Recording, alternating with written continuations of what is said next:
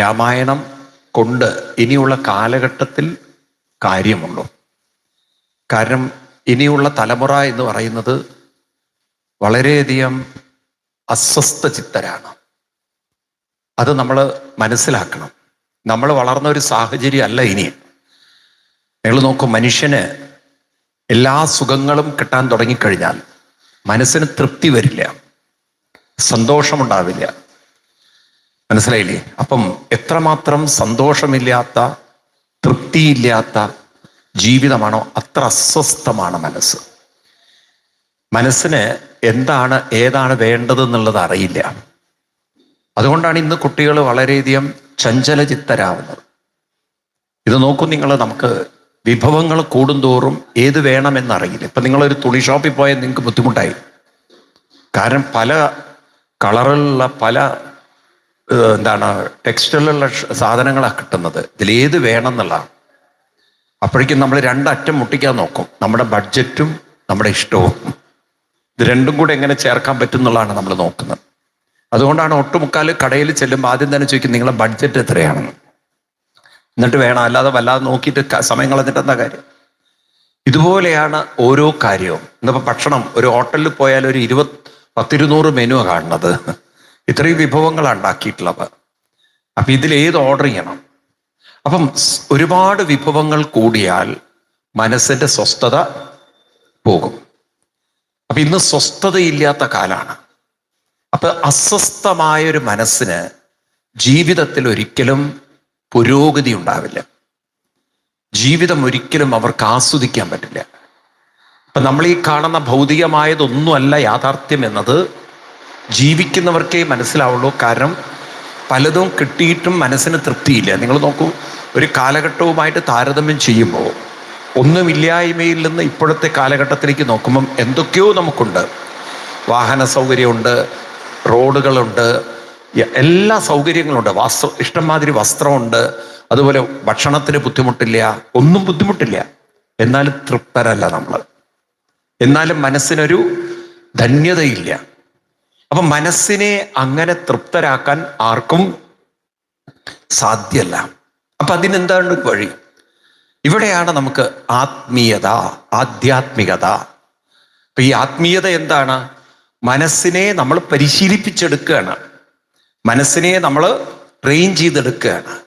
എങ്ങനെയാണ് മനസ്സിനെ നമുക്ക് കൂടുതൽ ശക്തിപ്പെടുത്തുക, തൃപ്തിപ്പെടുത്തുക, സന്തോഷമുള്ളതാക്കുക, ശാന്തിയുള്ളതാക്കുക, സമാധാനമുള്ളതാക്കുക, സ്വസ്ഥതയുള്ളതാക്കുക?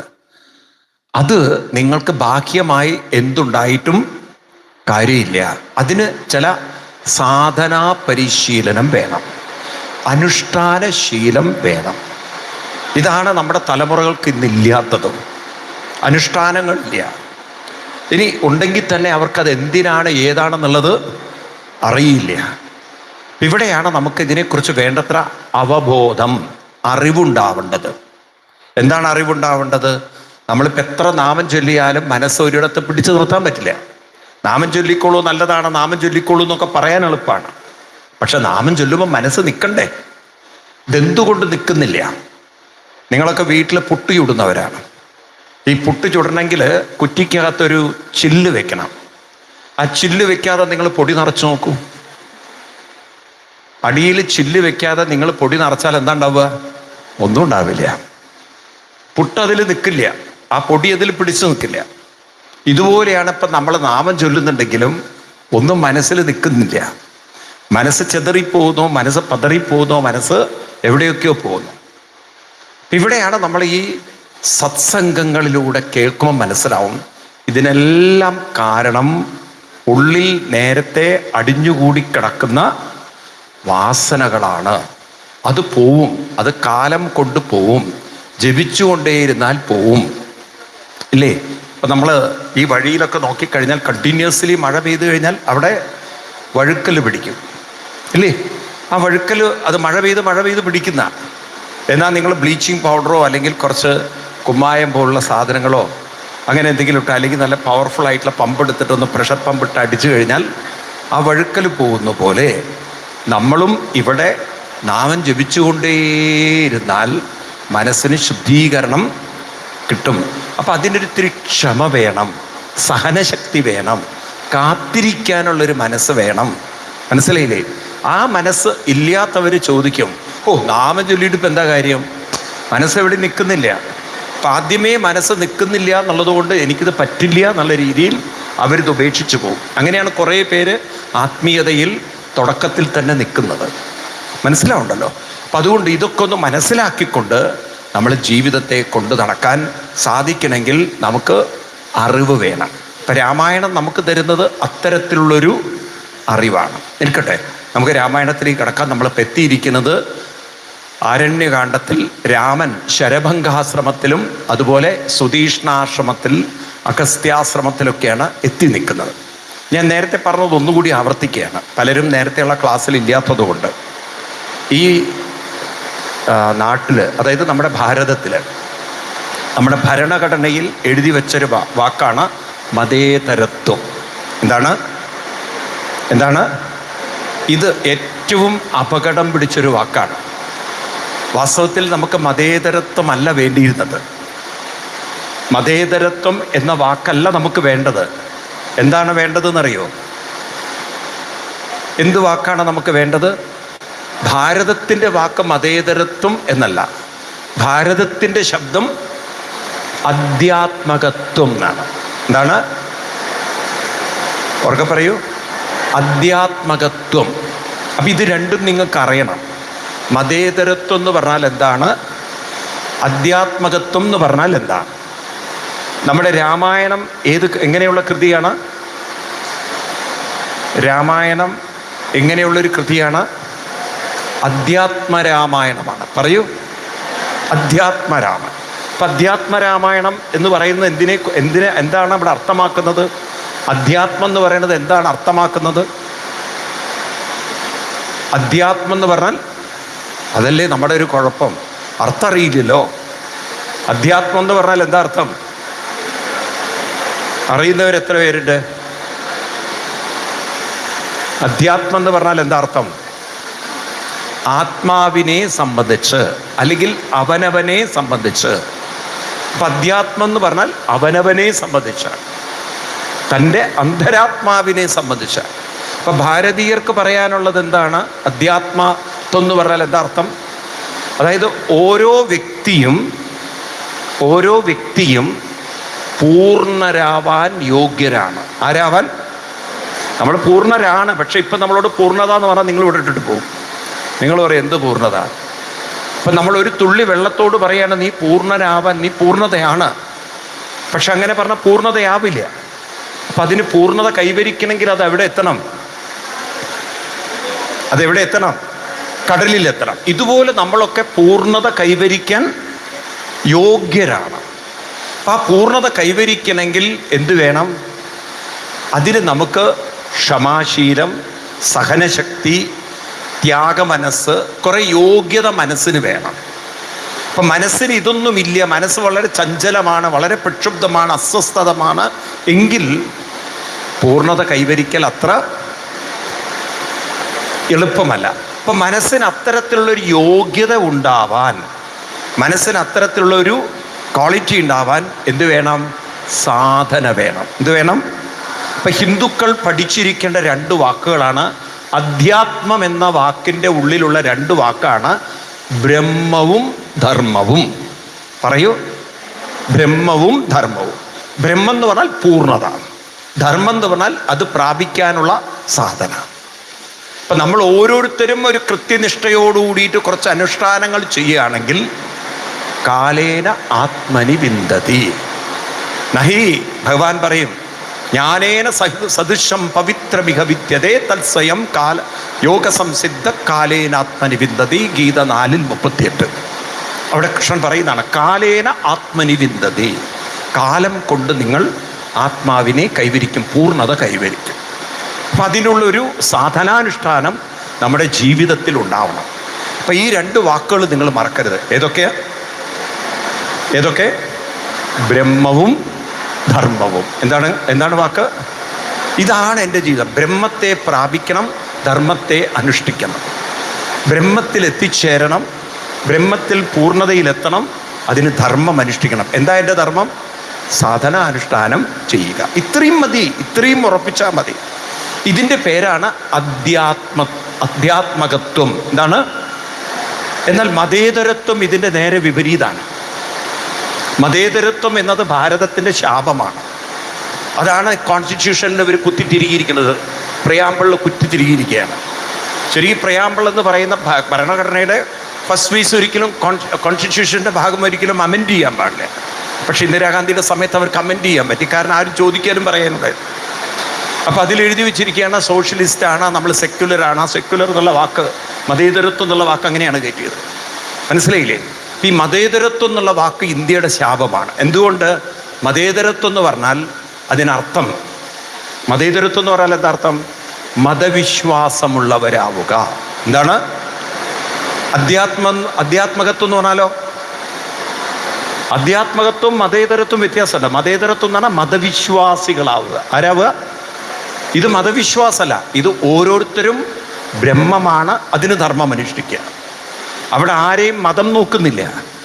ആണായാലും പെണ്ണായാലും ഏതൊരുത്തനായാലും ശരി. നിങ്ങൾ ഭാഗവതത്തിലൊക്കെ നോക്കിക്കഴിഞ്ഞാൽ നിങ്ങൾ രാക്ഷസോ അസുരോ സ്ത്രീയോ പുരുഷോ ആരാവട്ടെ, ആണാവട്ടെ പെണ്ണാവട്ടെ അസുരനാവട്ടെ രാക്ഷസനാവട്ടെ ആരാവട്ടെ, എല്ലാവരും ഒരേ ബ്രഹ്മതത്വമാണ്.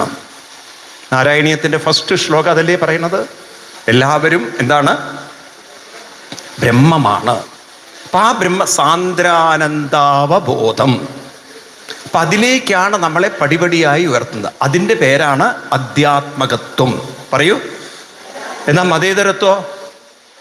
അത് മതവിശ്വാസമാണ്. എന്താണ്? ആ മതത്തിൽ വിശ്വസിച്ച് ആ മതം പറയുന്ന കാര്യങ്ങൾ ചെയ്ത്, അപ്പം നിങ്ങൾ എന്തിന് യോഗ്യരാവും? സ്വർഗത്തിന് യോഗ്യരാവും. ആരാവും?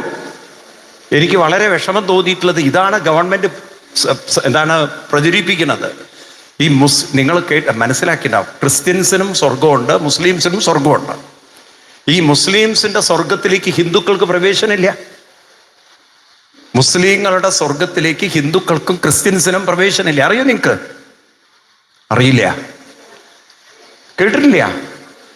അറിയോ ഇല്ലയോ? ഇപ്പോഴാണോ അറിയുന്നത്? മുമ്പേ അറിയോ? ഇപ്പോഴാണ് മനസ്സിലാക്കിയിട്ടുള്ളവർ എത്ര പേരുണ്ട്? അതാണ് നമ്മൾ ജന്തുക്കൾ, അതൊന്നും പഠിക്കില്ല നമ്മൾ. മുസ്ലിങ്ങളുടെ സ്വർഗത്തിലേക്ക് ആർക്ക് പ്രവേശനമില്ല? എന്താ കാരണം? എന്താ കാരണം? നമ്മൾ മുസ്ലിങ്ങളല്ല, അതാ കാരണം. നമ്മൾ കാഫീറുകളാണ്. അപ്പം മുസ്ലിമായ ഒരുത്തിന് മാത്രമേ മുസ്ലിങ്ങളുടെ സ്വർഗത്തിൽ പോകാൻ പറ്റുള്ളൂ. ക്രിസ്ത്യനായ ഒരുത്തിന് മാത്രമേ ക്രിസ്ത്യൻസിൻ്റെ. ഇതാണോ ശരിക്ക് അധ്യാത്മകത? ഇതാണോ വേണ്ടത്? ഈ മതേതരത്വമാണോ വേണ്ടത്? ആണോ അല്ലയോ? അത് വിശാലതയുണ്ടോ? അതിന് സങ്കുചിത്വമല്ലേ? ഞങ്ങളുടെ സ്വർഗത്തിലേക്ക് നിങ്ങൾ വരണമെങ്കിൽ നിങ്ങൾ ഞങ്ങളുടെ മതം സ്വീകരിക്കണം. അപ്പോഴാണ് മതം മാറ്റലൊക്കെ വരുന്നത്, കൺവേർഷൻ വരുന്നത്. ആണോ? ക്രിസ്ത്യൻസ് അതാണ് കൺവേർട്ട് ചെയ്യുന്നത്, മുസ്ലിംസ് അതാണ് കൺവേർട്ട്. ഹിന്ദുക്കൾ എന്താ കൺവേർട്ട് ചെയ്യാത്തത്? കാരണം ഹിന്ദുക്കൾ സ്വർഗത്തെക്കുറിച്ചല്ല പറയുന്നത്, ഹിന്ദുക്കൾ ബ്രഹ്മത്തെക്കുറിച്ചാണ് പറയുന്നത്. എന്താണ്? ബ്രഹ്മത്തെ പ്രാപിക്കുക, ബ്രഹ്മനിർവാണ മൃച്ഛതി. ഇതാണ് ഹിന്ദു സംസ്കാരം. അവിടെ നിങ്ങൾ ക്രിസ്ത്യനാവട്ടെ, മുസ്ലിം ആവട്ടെ, ജൈനാവട്ടെ, സിഖാവട്ടെ, ഹിന്ദു ആവട്ടെ, സർവേഷാം സ്വസ്തിർഭവതു, സർവേഷാം മംഗളം ഭവതു, സർവേഷാം പൂർണ്ണം ഭവതു. സർവേഷാം എന്ന് പറഞ്ഞാൽ സർവേ ഡിപ്പാർട്ട്മെന്റിൽ ജോലി ചെയ്യുന്നവരാണോ? അളക്കാൻ പോകുന്നവരാണോ? എല്ലാവരും നടത്താം. അപ്പൊ എല്ലാവർക്കും പൂർണ്ണത്വം കൈവരിക്കാനുള്ള യോഗ്യതയും അർഹതയും ഉണ്ടെങ്കിൽ ഏതിനാണ് വിശാലത? ഭാരതത്തിന്റെ സംസ്കാരത്തിനാണോ മതേതരത്വത്തിനാണോ? പറയൂ. അത് നമ്മൾ മിണ്ടാത്തവരായിപ്പോയി. ഹിന്ദുക്കളുടെ വായിലുണ്ടല്ലോ പിണ്ണാക്ക് തിരികെ വെച്ചു ആരോ. ഒരക്ഷരം അറിയൂല്ല, ഒരക്ഷരം മിണ്ടുകയില്ല. എന്താ ചെയ്യുക? നമ്മൾ ആലോചിച്ചൊക്കെ ഇങ്ങനെ ഒരു ജന്തുക്കളായി നമ്മൾ മാറി എന്നുള്ളത്, ഒരു വിവരമില്ലാത്തവരായി മാറി. ആണോ അല്ലയോ? എന്നിട്ട് എന്ത് പറ്റി? ആ മതേതരത്വത്തിന്റെ പുസ്തകങ്ങൾ പഠിക്കാൻ ഫണ്ട് ആലോചിച്ച് നോക്കൂ നിങ്ങൾ. അതിന് ഫണ്ട് അലോക്കേഷൻ.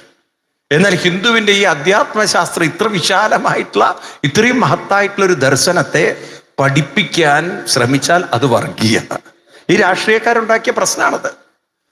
പക്ഷെ കാലം കൊണ്ടതൊക്കെ മാറി വരുന്നുണ്ട്. ഇപ്പം എനിക്കും നിങ്ങൾക്ക് ഇത്തിരി സൂര്യനൊക്കെ വെളിച്ചം വരാൻ തുടങ്ങി. ഉണ്ടോ? പണ്ടായിരുന്നു ഇത്രയും മഴ, ഇപ്പം മഴയൊക്കെ കുറെ മാറി. ഇപ്പൊ കുറച്ചൊക്കെ ഒരു ഉള്ളില് വെളിച്ചം തട്ടാൻ തുടങ്ങി, ലേശൊക്കെ ഒരു ബോധം വരാൻ തുടങ്ങിയില്ലേ? ഉണ്ടോ? അപ്പൊ നമ്മൾക്കിപ്പോ മനസ്സിലാവുന്നുണ്ട് നമ്മൾ എന്തായിരുന്നു, എന്താണ്, എന്താവണം, എന്താക്കാൻ ശ്രമിച്ചില്ല നമ്മളെ. അപ്പൊ അവിടെയാണ് ഞാൻ നിങ്ങളോട് പറയുന്നത്. ശ്രീരാമസ്വാമി, ഞാൻ നേരത്തെ പറഞ്ഞ ഒന്നുകൂടി ആവർത്തിക്കുകയാണ്, പിന്നീട് വന്നവർക്ക്, വനവാസത്തിന് പുറപ്പെട്ടു. എങ്ങോട്ട് പുറപ്പെട്ടു? എന്തിനാണ് വനവാസത്തിന് പുറപ്പെട്ടത്? ഒരു ത്രില്ലിന് വനത്തിൽ കയറിയതാണോ? അല്ല. പിന്നെ എന്തിനാണ് വനത്തിൽ പോയത്? രണ്ട് കാര്യത്തിനാണ്. രാമൻ ഒരു ദീർഘവീക്ഷണമുള്ള ആളായിരുന്നു. എന്താണ് ദീർഘവീക്ഷണം? നമ്മുടെ സംസ്കാരത്തെ ആചരിക്കുകയും വേണം, പ്രചരിക്കുകയും വേണം, അതിനെ സംരക്ഷിക്കുകയും വേണം. എന്താണ്? അതിനെ ആചരിക്കുകയും വേണം, അതിനെ പ്രചരിപ്പിക്കുകയും വേണം, അതിനെ സംരക്ഷിക്കുകയും വേണം. നമ്മുടെ സംസ്കൃതിയെ സംരക്ഷിക്കുന്നതിന് പേരാണ് സാക്ഷരത. ഈ സാക്ഷരത എന്നുള്ളതിന് ഇംഗ്ലീഷിൽ ലിറ്ററസി എന്നാണ് വാക്ക് കൊടുത്തത്. എഴുത്തും വായന അറിയുന്നവരെയാണ് എന്തു പറയാ? സാക്ഷരന്മാര്. വാസ്തവത്തിൽ അതല്ല അതിൻ്റെ അർത്ഥം. സാക്ഷരൻ എന്ന് പറഞ്ഞാൽ എന്താണ്? അറിയോ? നിങ്ങളെന്താ ഈ ഒരുക്കി വെച്ചിരിക്കണോ കാതിൻ്റെ അകത്ത്? അറിയില്ലെങ്കിൽ അറിയും, അറിയെങ്കിൽ അറിയില്ല. അല്ല, അങ്ങനെ ഒരു ഇതുണ്ടല്ലോ. അറിയോ? സാക്ഷര എന്ന വാക്കിന്റെ അർത്ഥം എന്താണ്?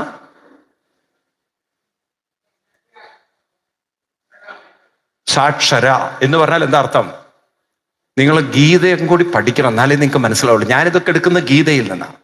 അവിടെ 8-ാം അധ്യായത്തില് 2-ാം ശ്ലോകം എടുത്തു നോക്ക്. ഗീത പഠിക്കണം നിങ്ങൾ. ഗീത വായിച്ചാലേ നിങ്ങൾക്ക് ഇതൊക്കെ മനസ്സിലാവുള്ളൂ. ഗീതയാണ് നമ്മുടെ റഫറൻസ് ബുക്ക്. ഹിന്ദുവിന്റെ റഫറൻസ് ബുക്ക് ഗീതയാണ്. ഏത് വാക്കിനും ഒരു ഡെഫിനിഷൻ, നിർവചനം ഗീതയാണ് നമുക്ക് തരുന്നത്, കൃഷ്ണനാണ് നമുക്ക് തരുന്നത്.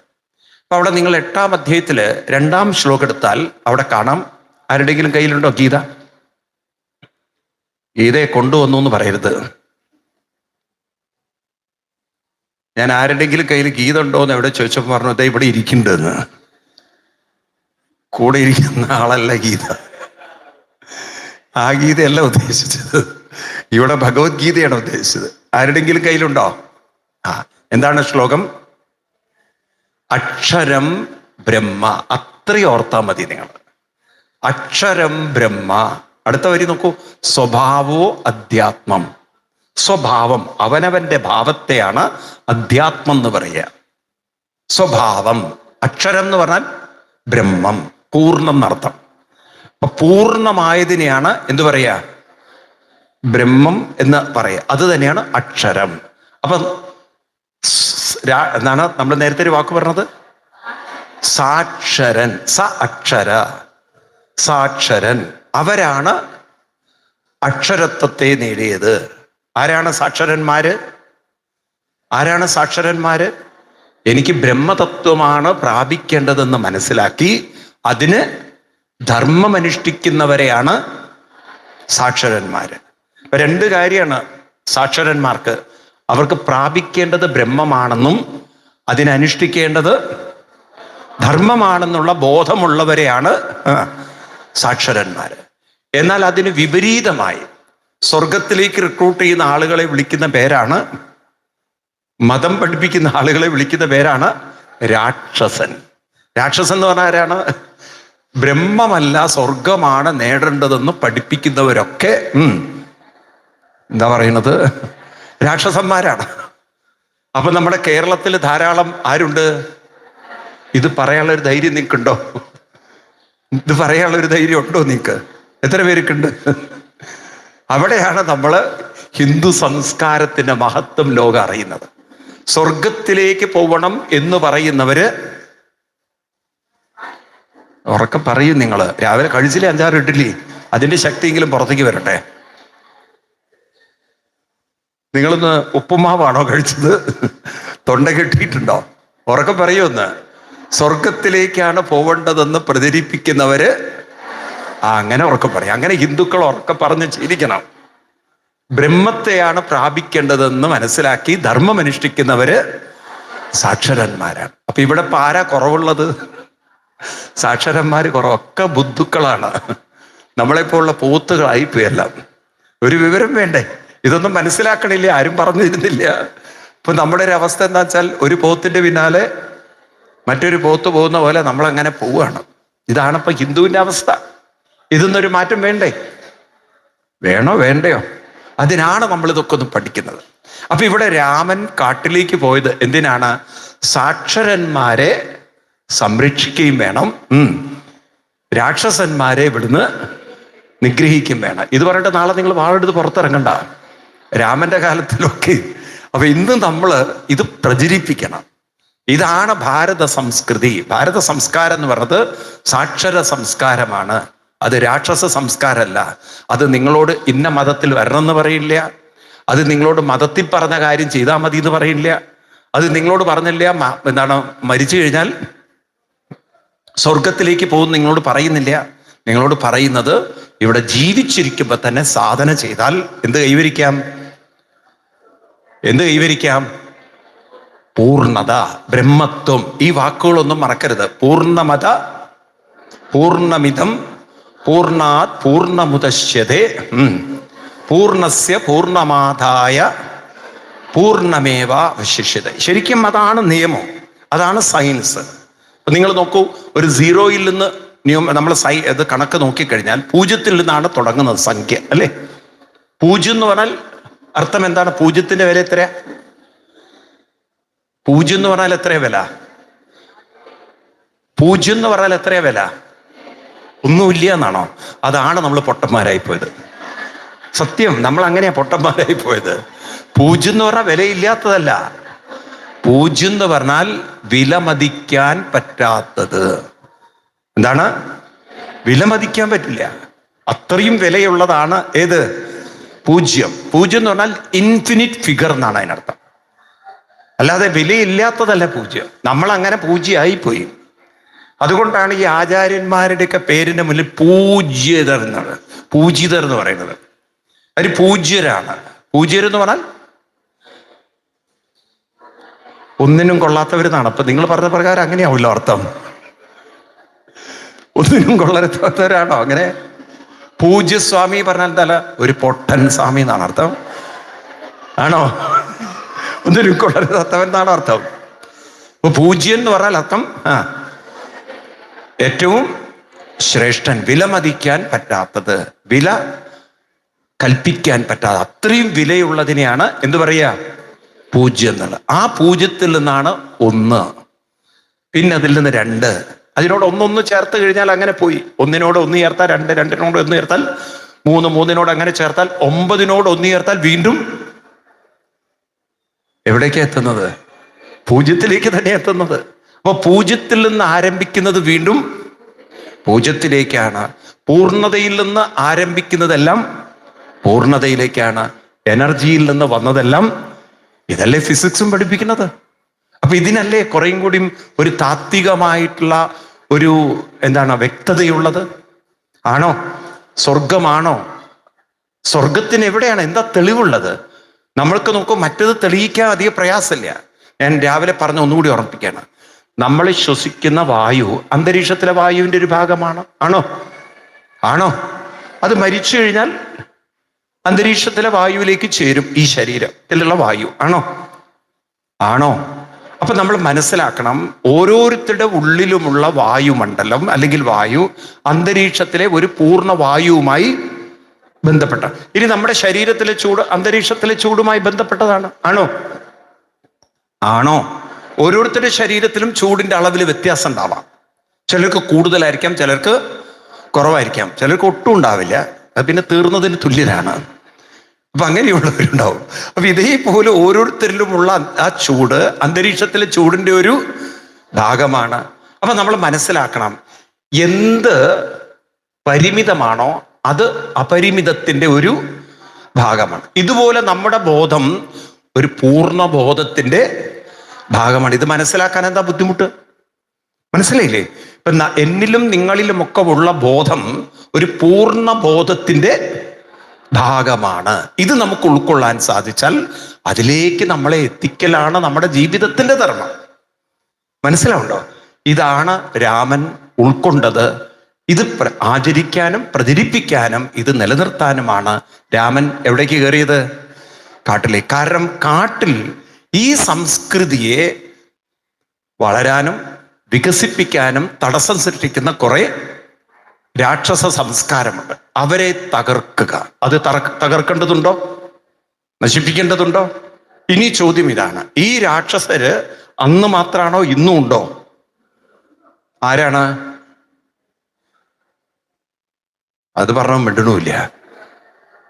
നിങ്ങളോ? നിങ്ങൾ രാക്ഷസരുടെ കൂട്ടത്തിൽ പെടാണോ?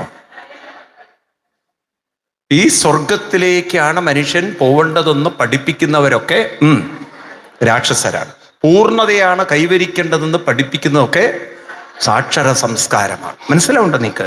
ഇത് നമ്മൾ പ്രചരിപ്പിക്കണം. ഇതാണ് രാമന്റെ വനവാസ യാത്ര. എന്നിട്ട് രാമൻ ആദ്യം ശരഭംഗ മഹർഷിയുടെ അടുത്തെത്തി. ആ ശരഭംഗ മഹർഷിയുടെ അടുത്ത് നിന്ന് കുറെ തത്വങ്ങളൊക്കെ പറയും. അത് കഴിഞ്ഞിട്ട് പിന്നീട് ശരഭംഗ മഹർഷി രാമനെ അനുഗ്രഹിക്കുന്നു. പിന്നീട് പോകുന്ന സുധീഷ്ണാശ്രമത്തിലേക്കാണ്. എവിടേക്കാണ്? സുധീഷ്ണൻ എന്ന് പറയുന്നത് അഗസ്ത്യ മഹർഷിയുടെ ശിഷ്യനും കൂടിയാണ്.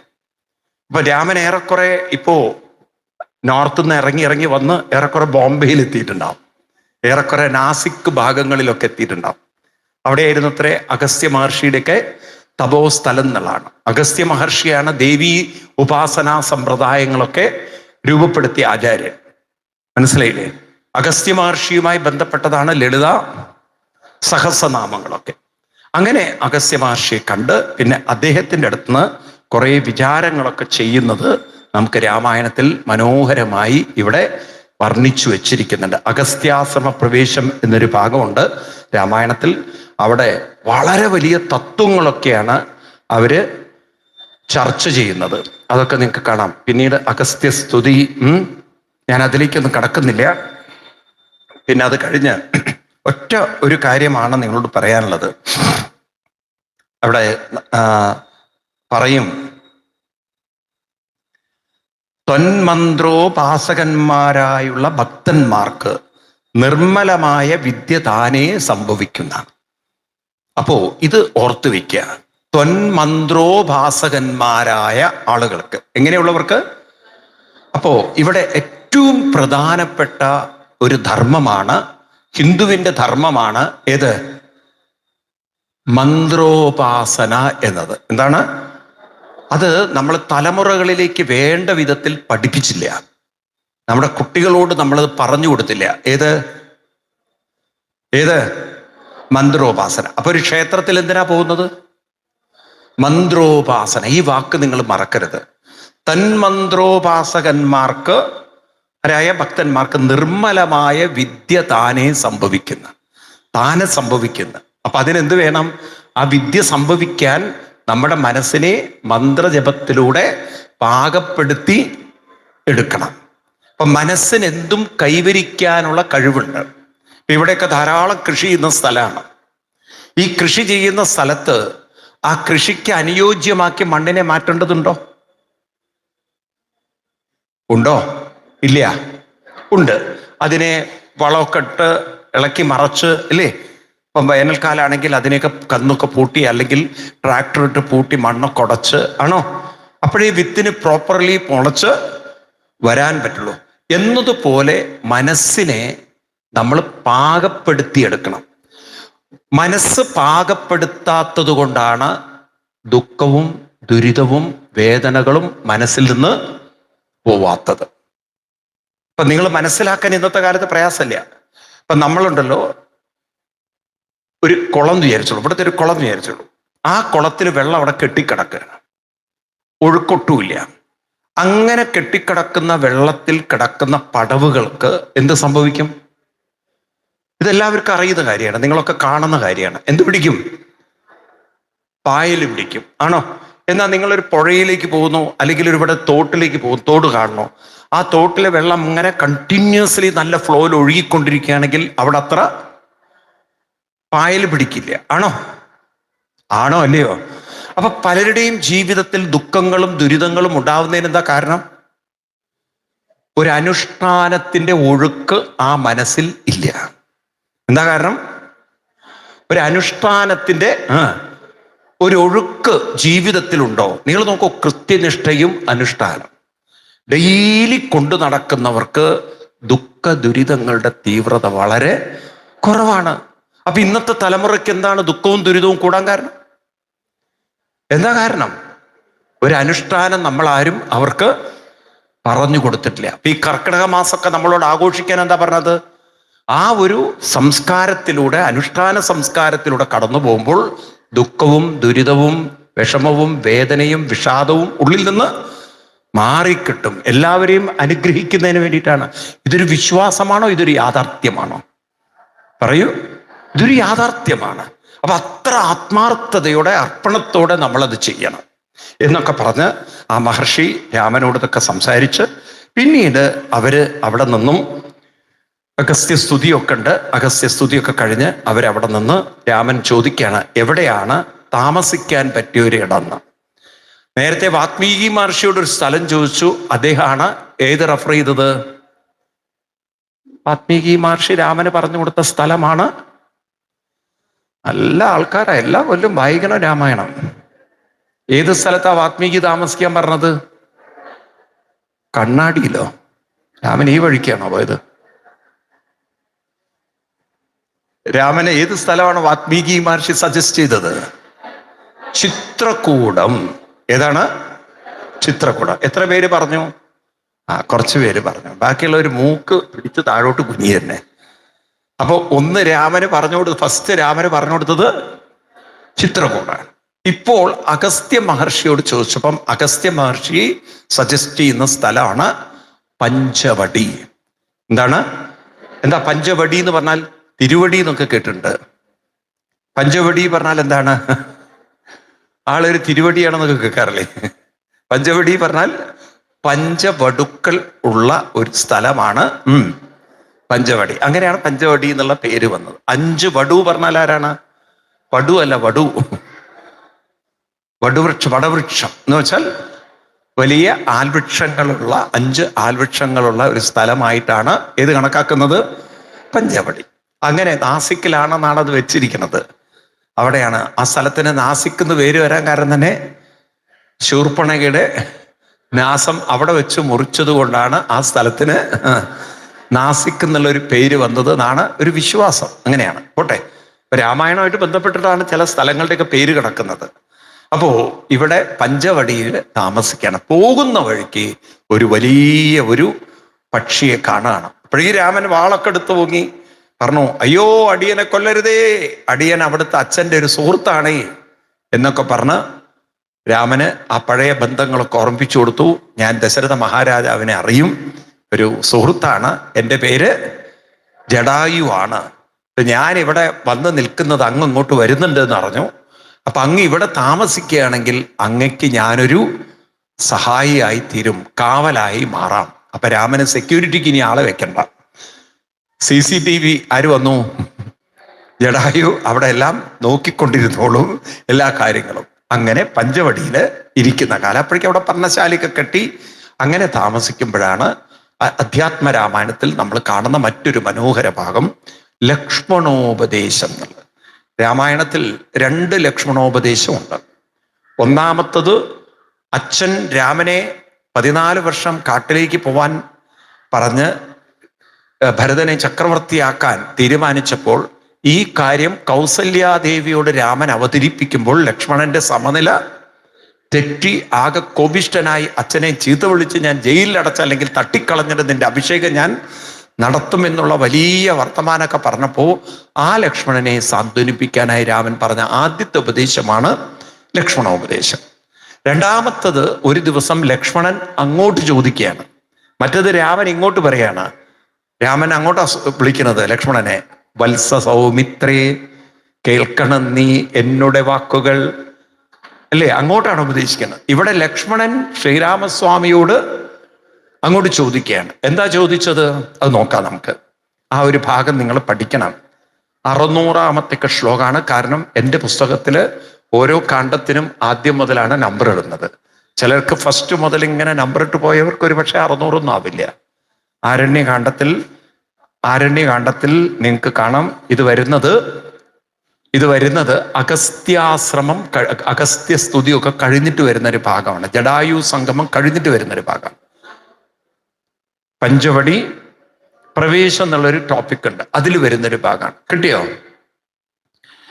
ലക്ഷ്മണനൊരു ദിനം മേഘാന്തേ രാമദേവൻ തൃക്കഴൽ കൂപ്പി വിനയാന്വിതനായി ചൊന്നാൽ, മുക്തിമാർഗത്തെ അരുൾ ചെയ്യണം ഭഗവാനെ, ഭക്തനാമടിയനോട് അജ്ഞാനം നീങ്ങും വണ്ണം ജ്ഞാനവിജ്ഞാന ഭക്തി വൈരാഗ്യ ചിഹ്നമെല്ലാം മാനസാനന്ദം വരുമാരുൾ ചെയ്തീരേണം. ആരും നിന്തിരുവടി ഒഴിഞ്ഞില്ലീവയെല്ലാം നേരോടുപദേശിച്ചിടുവാൻ ഭൂമണ്ഡലേ. ശ്രീരാമനതു കേട്ടു ലക്ഷ്മണൻ തന്നോടപ്പോൾ ആരോടാനന്ദം അരുൾ ചെയ്തിതു വഴി പോലെ കേട്ടാലുമെങ്കിലും അത് ഗുഹ്യമാമുപദേശം കേട്ടോളം തീർന്നുകൂടും വികൽപ്പഭ്രമമെല്ലാം മുമ്പിനാൽ മായാസ്വരൂപത്തെ ഞാൻ ചൊല്ലിയിടുവൻ. അമ്പോട് പിന്നെ ജ്ഞാനസാധനം ചൊല്ലാമല്ലോ, വിജ്ഞാനസഹിതമാം ജ്ഞാനവും ചൊൽവൻ. പിന്നെ വിജ്ഞേയമാത്മസ്വരൂപത്തെയും ചൊല്ലാമെടോ. ജ്ഞേയമായുള്ള പരമാത്മാനമറിയുമ്പോൾ മായാസംബന്ധ ഭയമൊക്കെ നീങ്ങിയിടുമല്ലോ. ആത്മാവല്ലാതെയുള്ള വസ്തു ദേഹാദി വസ്തുക്കളിൽ ആത്മാവെന്നുള്ള ബോധം യാതൊന്നു ജഗത്രയേ മായയാകുന്നതു നിർണയമതിനാലേ. കായസംബന്ധമാകും സംസാരം ഭവിക്കുന്നു ഉണ്ടല്ലോ പിന്നെ വിക്ഷേപാഭരണങ്ങളെന്നു രണ്ടു രൂപം മായക്കെന്നറിക സൗമിത്ര നീ. എന്നതിന് മുന്നേതല്ലോ ലോകത്തെ കൽപ്പിക്കുന്നതെന്നറിക അതിസ്ഥൂല സൂക്ഷ്മഭേദങ്ങളോടും ലിംഗാദി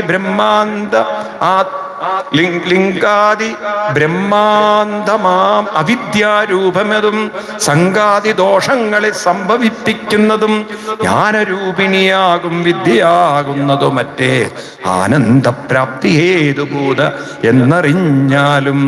തുടങ്ങി വളരെ മനോഹരമായിട്ടുള്ള വരികളാണ്. ഇത്തിരി ഒരു വേദാന്ത ബോധമുള്ളവർക്ക് ഇത് ആസ്വദിക്കാൻ പറ്റും. ദേശൊരു വേദാന്ത ബോധം വേണം. എന്താ പറയണത്?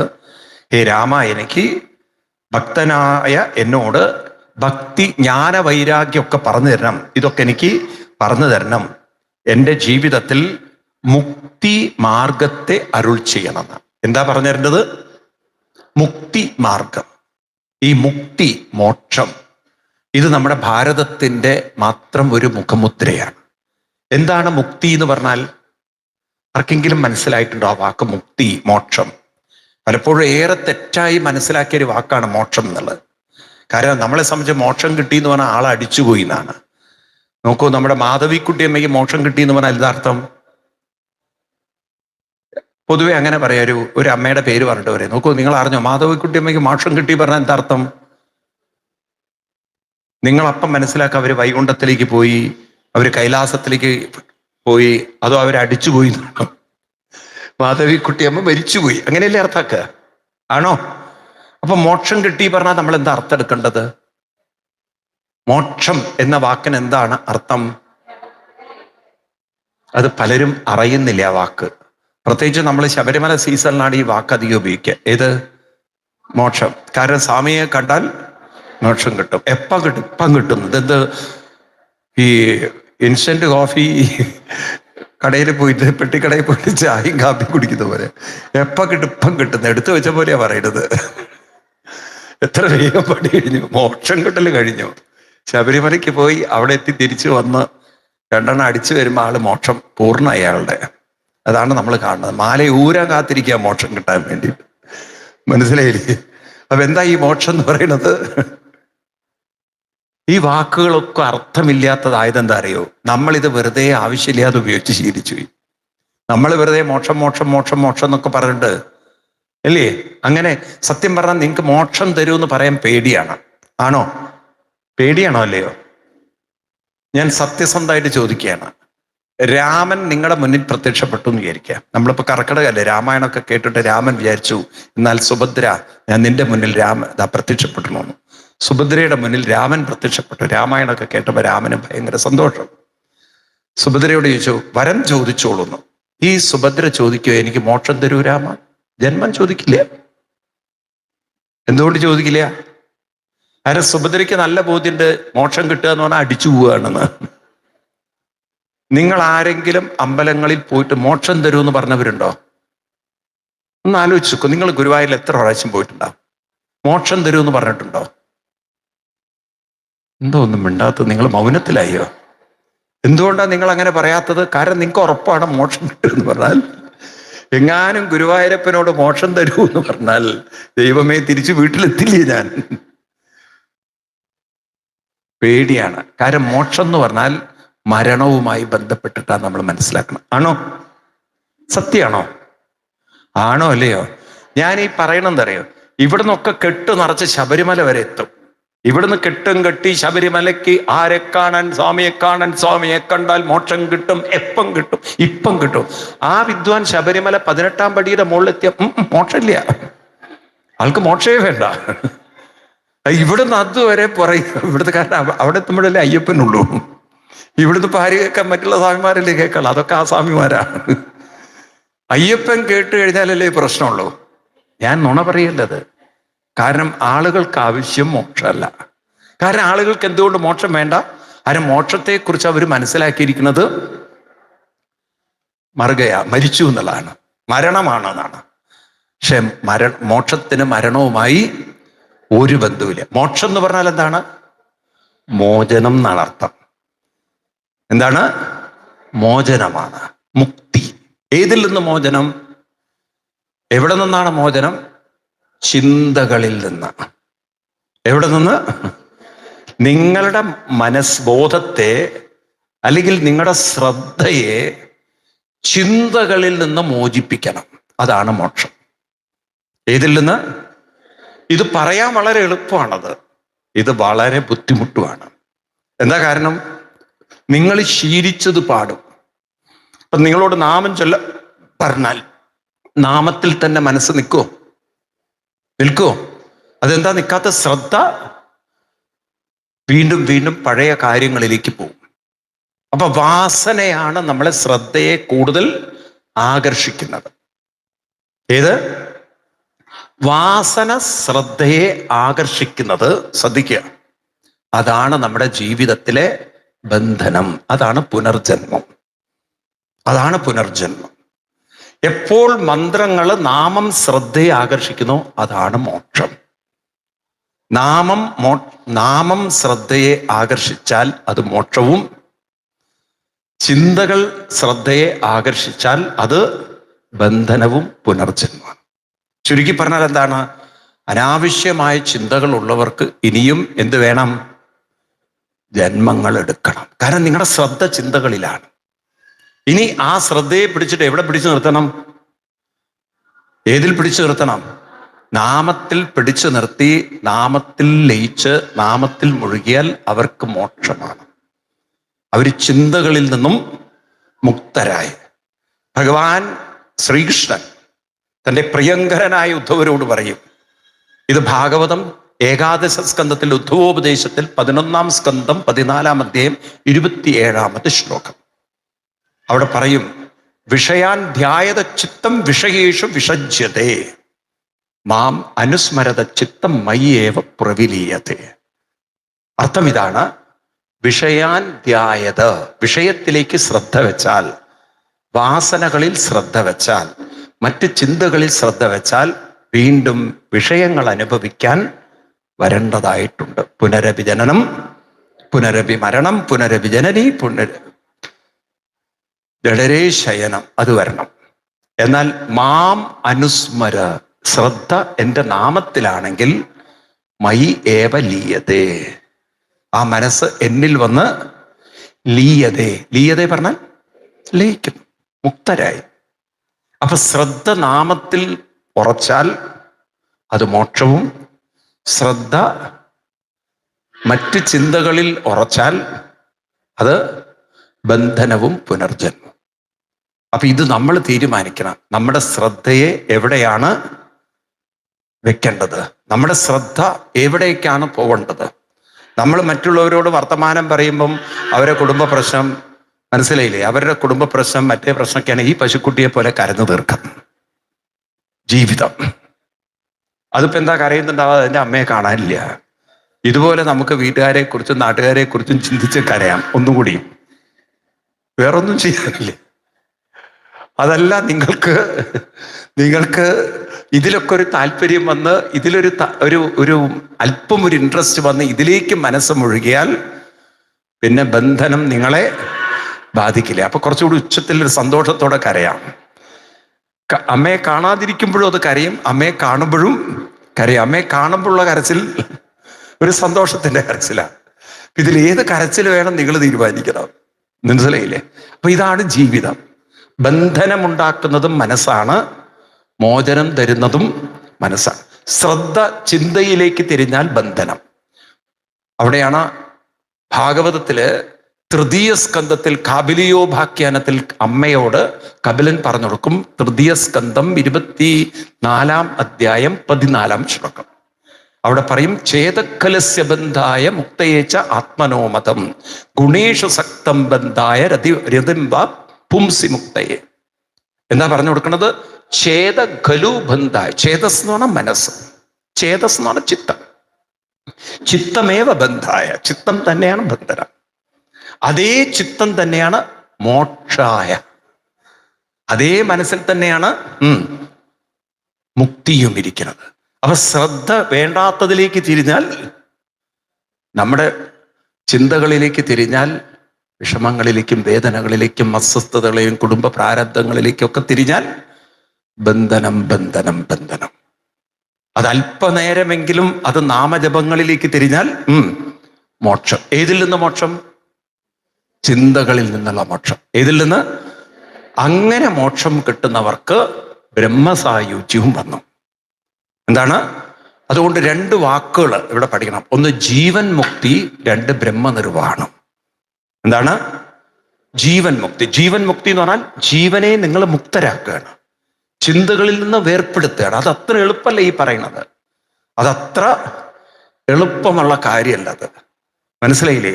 ഇത് ചില സമയത്തുണ്ടല്ലോ, നിങ്ങൾ ഒരു പുതിയ കല്ല് വാങ്ങിച്ചിട്ട് ദോശ ചുടുമ്പോൾ ആദ്യമായിട്ട് അതിലേക്ക് മാവ് ഒഴിക്കുമ്പോൾ എന്തുണ്ടാവും?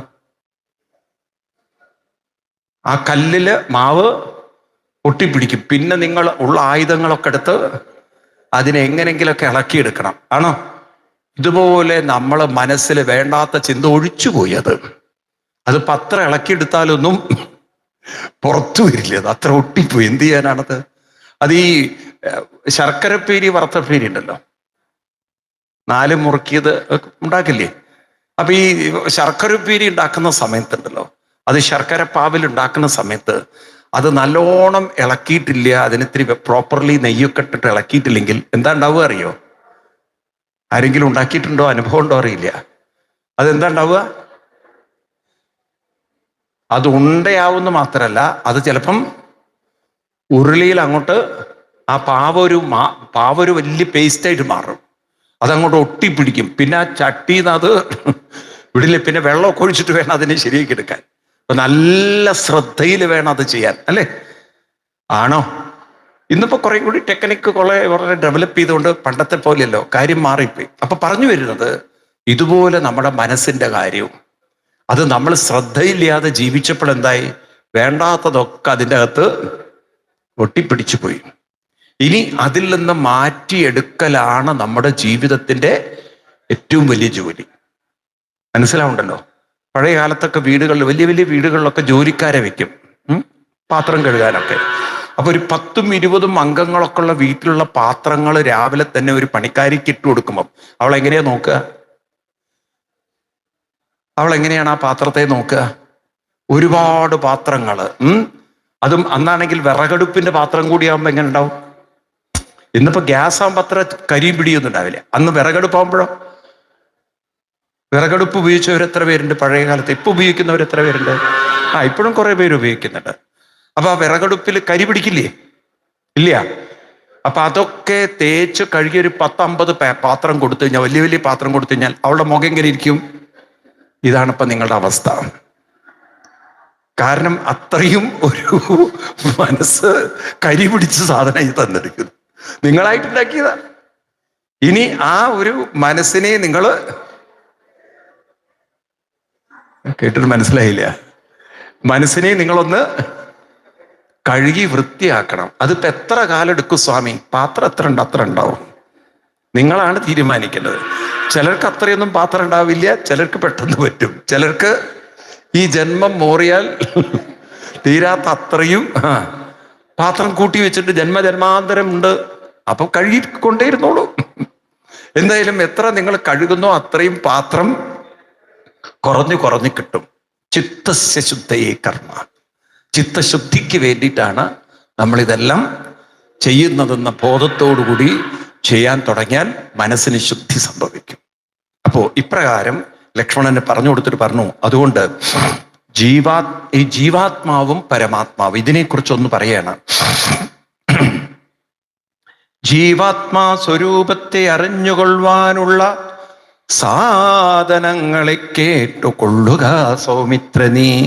ജീവാത്മാവെന്നും പരമാത്മാവെന്നതുമോർക്കൽ കേവലം പര്യായ ശബ്ദങ്ങളെന്നറിഞ്ഞാലും ഭേദമേതുമേയില്ല, രണ്ടുമൊന്നത്ര നൂനം ഭേദമുണ്ടെന്നു പറയുന്നത് അജ്ഞന്മാരല്ലോ. എന്താ പറയുന്നത്? ജീവാത്മാവും പരമാത്മാവും വേറെയല്ല. അതായത് ഈശ്വരൻ നമ്മളിൽ നിന്നും അന്യനല്ല, ഈശ്വരൻ നമ്മളിൽ നിന്നും അന്യനല്ല. അത് ഹിന്ദു എവിടെയോ പഠിക്കാതെ പോയി. അപ്പൊ ഒരു ക്ഷേത്രത്തിൽ പ്രതിഷ്ഠിച്ചു വെച്ചിരിക്കുന്ന വിഗ്രഹങ്ങൾ, ആ വിഗ്രഹങ്ങളെ നമ്മൾ ആരായി കാണണം? ക്ഷേത്രങ്ങളിൽ പ്രതിഷ്ഠിച്ചപ്പോൾ നമ്മൾ ദേവീരൂപത്തിലും ദേവരൂപത്തിലും ഒക്കെ കാണുന്ന വിഗ്രഹങ്ങളെ നമ്മളിപ്പം ഈശ്വരനായി കാണുകയാണ്. അപ്പൊ ഈശ്വരനായി കാണുമ്പോൾ നമ്മൾ എന്ത് ചെയ്തു? നമ്മളിൽ നിന്നും ഭഗവാനെ വേറെയാക്കി. വാസ്തവത്തിൽ ഈ ഒരു ശ്ലോകം നോക്കൂ, ജീവാത്മാവും പരമാത്മാവും വേറെയല്ല, രണ്ടും പര്യായ ശബ്ദങ്ങളാണെന്ന് പറഞ്ഞാൽ ജീവാത്മാവ് ഇരിക്കുന്നിടത്ത് തന്നെയാണ് പരമാത്മ. അപ്പൊ നമ്മൾ ക്ഷേത്രത്തിലെ വിഗ്രഹങ്ങളെ ആരായിട്ട് കാണണം? അതാണ് നമുക്ക് പറ്റിയ ഒരു തെറ്റും. അപ്പൊ നമ്മളൊരു ക്ഷേത്രത്തിൽ പോകുമ്പോൾ ആ വിഗ്രഹങ്ങളൊക്കെ നമ്മുടെ മുന്നിൽ ഗുരുസ്ഥാനീയരാവണം. ആരാവണം? വഴികാട്ടികളാവണം. അവിടുന്ന് നമുക്കൊരു മെസ്സേജ് ഇങ്ങോട്ട് കിട്ടേണ്ടതുണ്ട്. നമ്മളിപ്പോൾ ക്ഷേത്രത്തിൽ പോയാൽ ചെയ്യുന്നതറിയോ? അങ്ങോട്ട് നമ്മുടെ കാര്യം പറയുകയാണ്. നമ്മളിപ്പോൾ ഒരു അമ്പലത്തിൽ പോയി ആദ്യം തന്നെ തുടങ്ങി മൂക്ക് വലിക്കാനും കണ്ണു വലിക്കാനും ചീറ്റാനും ഒക്കെ സങ്കടങ്ങളും ബുദ്ധിമുട്ടുകളും കഷ്ടപ്പാടുകളും അവതരിപ്പിക്കാനുള്ള സ്ഥലമാക്കി മാറ്റി. നേരെ മറിച്ച് നിങ്ങൾ ഒരു ഗുരുസ്ഥാനത്താണ് ആ വിഗ്രഹത്തെ കാണുന്നതെങ്കിൽ അവിടെ നിന്നുള്ള ഇങ്ങോട്ടുള്ള മെസ്സേജ് എന്താണ്? ആർക്കെങ്കിലും പറയാൻ പറ്റുമോ? എന്ത് മെസ്സേജ് ആയിരിക്കും ആ ദേവനും ദേവിയും നമുക്ക് തരുന്നത്? എന്തായിരിക്കും? നിങ്ങൾ ഊഹിക്കുന്നു, അറ്റ്ലീസ്റ്റ് ഊഹിച്ചു നോക്കൂ. എന്ത് മെസ്സേജ് ആയിരിക്കും ആ വിഗ്രഹം, ആ ഒരു ഗുരുസ്ഥാനം നമുക്ക് തരുന്നത്? ആർക്കാ പറയാൻ പറ്റുക? നിങ്ങൾ അങ്ങോട്ട് നിങ്ങളുടെ സങ്കടം പറയാനല്ല പോകുന്നത്, അവിടുത്തെ ഒരു സന്ദേശം എടുത്ത് അത് നിങ്ങൾ അനുഷ്ഠിക്കാൻ പോണം. എന്തായിരിക്കും സന്ദേശം? കഷ്ടം, നിങ്ങളതൊന്നും പഠിക്കുന്നില്ല.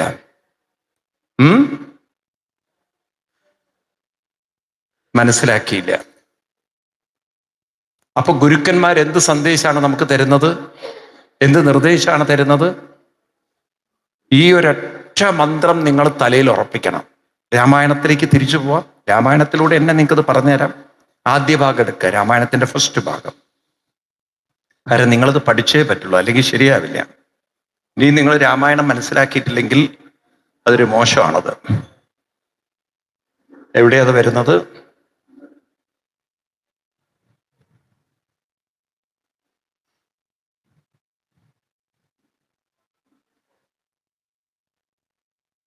ഇത് വരുന്നത് എവിടെയാണ്?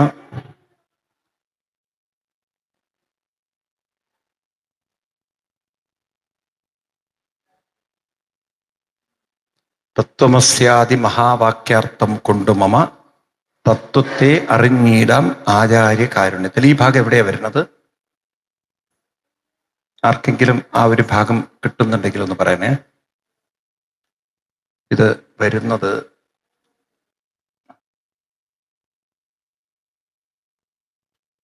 രാമായണത്തില്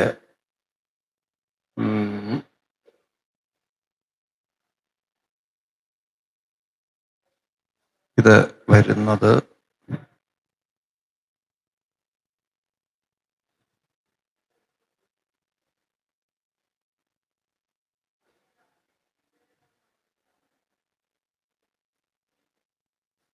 എവിടെയാണത് വരുന്നത്?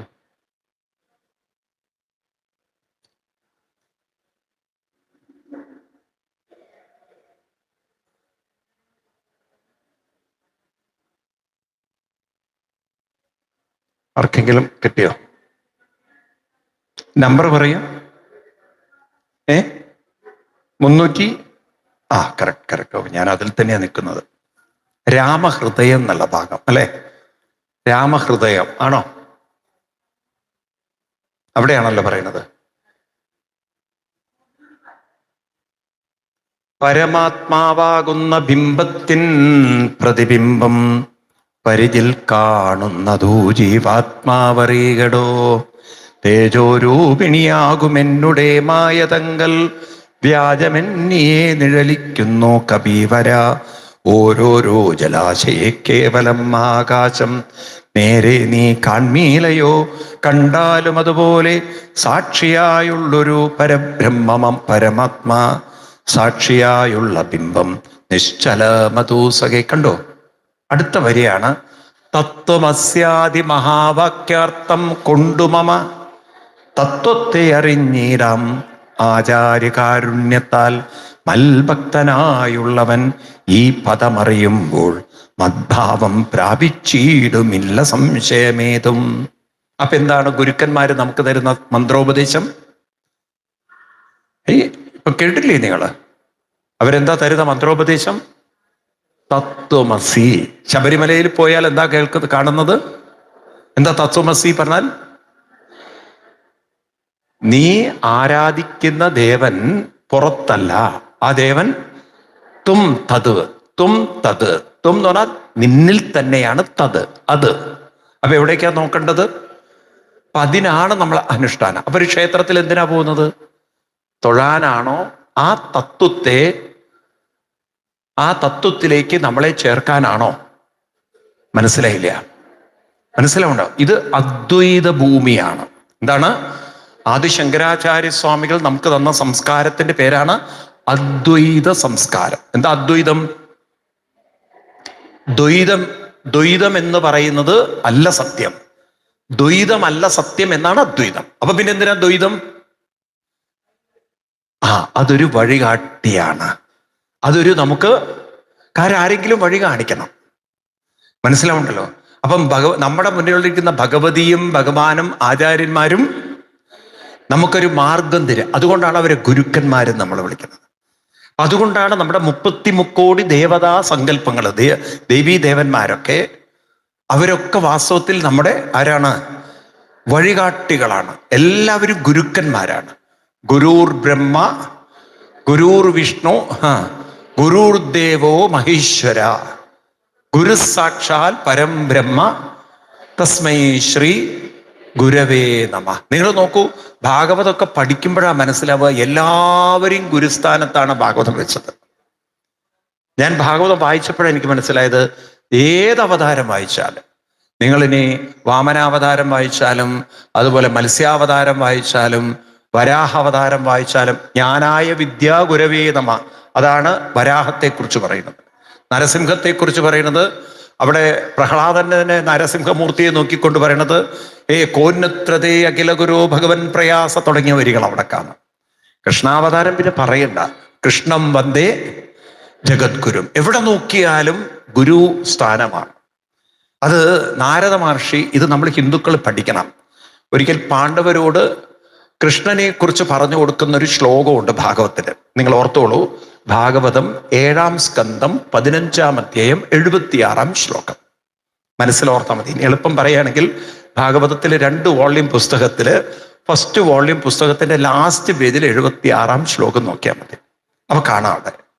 അവിടെ പറയുന്നത് നാരദര് പറഞ്ഞു കൊടുക്കുകയാണ് പാണ്ഡവരോട്, നിങ്ങളിങ്ങനെ തോളിൽ കൈവച്ച് കൃഷ്ണനെ സുഹൃത്തായിട്ടും ബന്ധുവായിട്ടും കാര്യം നടത്തിത്തരുന്ന ഒരാളായിട്ട് കൊണ്ടു നടന്നാൽ നിങ്ങൾക്ക് അധപ്പതനാണ്. എന്താ പറഞ്ഞു കൊടുക്കുന്നത്? നിങ്ങളുടെ കാര്യം നടത്തിത്തരുന്ന ഒരാളായി കൃഷ്ണനെ കൊണ്ടു നടന്നാൽ നിങ്ങൾക്ക് നന്മയല്ല, നിങ്ങൾക്ക് അധപ്പതനാണ്. നേരെ മറിച്ച് നിങ്ങൾ കൃഷ്ണനോളം നിങ്ങളും ഉയരണമെങ്കിൽ നിങ്ങൾക്ക് വഴി കാണിച്ചു തരാൻ ആരോട് പറയണം? കൃഷ്ണനോട്. അതിന് നിങ്ങൾ കൃഷ്ണനെ ആരായി കാണണം? ഗുരുവായി കാണണം. മനസ്സിലായില്ലേ? അവിടെ പറഞ്ഞു കൊടുക്കുകയാണ്, ഈ ഭഗവാൻ കൃഷ്ണൻ മഹദ്വിമുഖ്യം കൈവല്യ നിർവാണ സുഖാനുഭൂതി പ്രിയ സുഖദ്വാകലു മാതുലേയ ആത്മാർഹണീയോ വിധിഗത് ഗുരുശ്ച. ആ കൃഷ്ണനെ നിങ്ങൾ വിധി പോലെ ഗുരുവായി കണ്ടാൽ നിങ്ങൾക്കും ആത്മാർഹണീയോ, ആത്മീയമായി ഉയരാൻ സാധിക്കും. അല്ലെങ്കിൽ നിങ്ങൾ പ്രിയനായും സുഹൃത്തായും കണ്ടു കഴിഞ്ഞാൽ നിങ്ങൾക്ക് അധപ്പതനമാണ്. അപ്പൊ നമ്മൾ പ്രാർത്ഥിക്കാനാണോ അമ്പലത്തിൽ പോകുന്നത്? കേൾക്കൂ, ആണോ? അതാരും നമുക്ക് പറഞ്ഞു തരുന്നില്ല.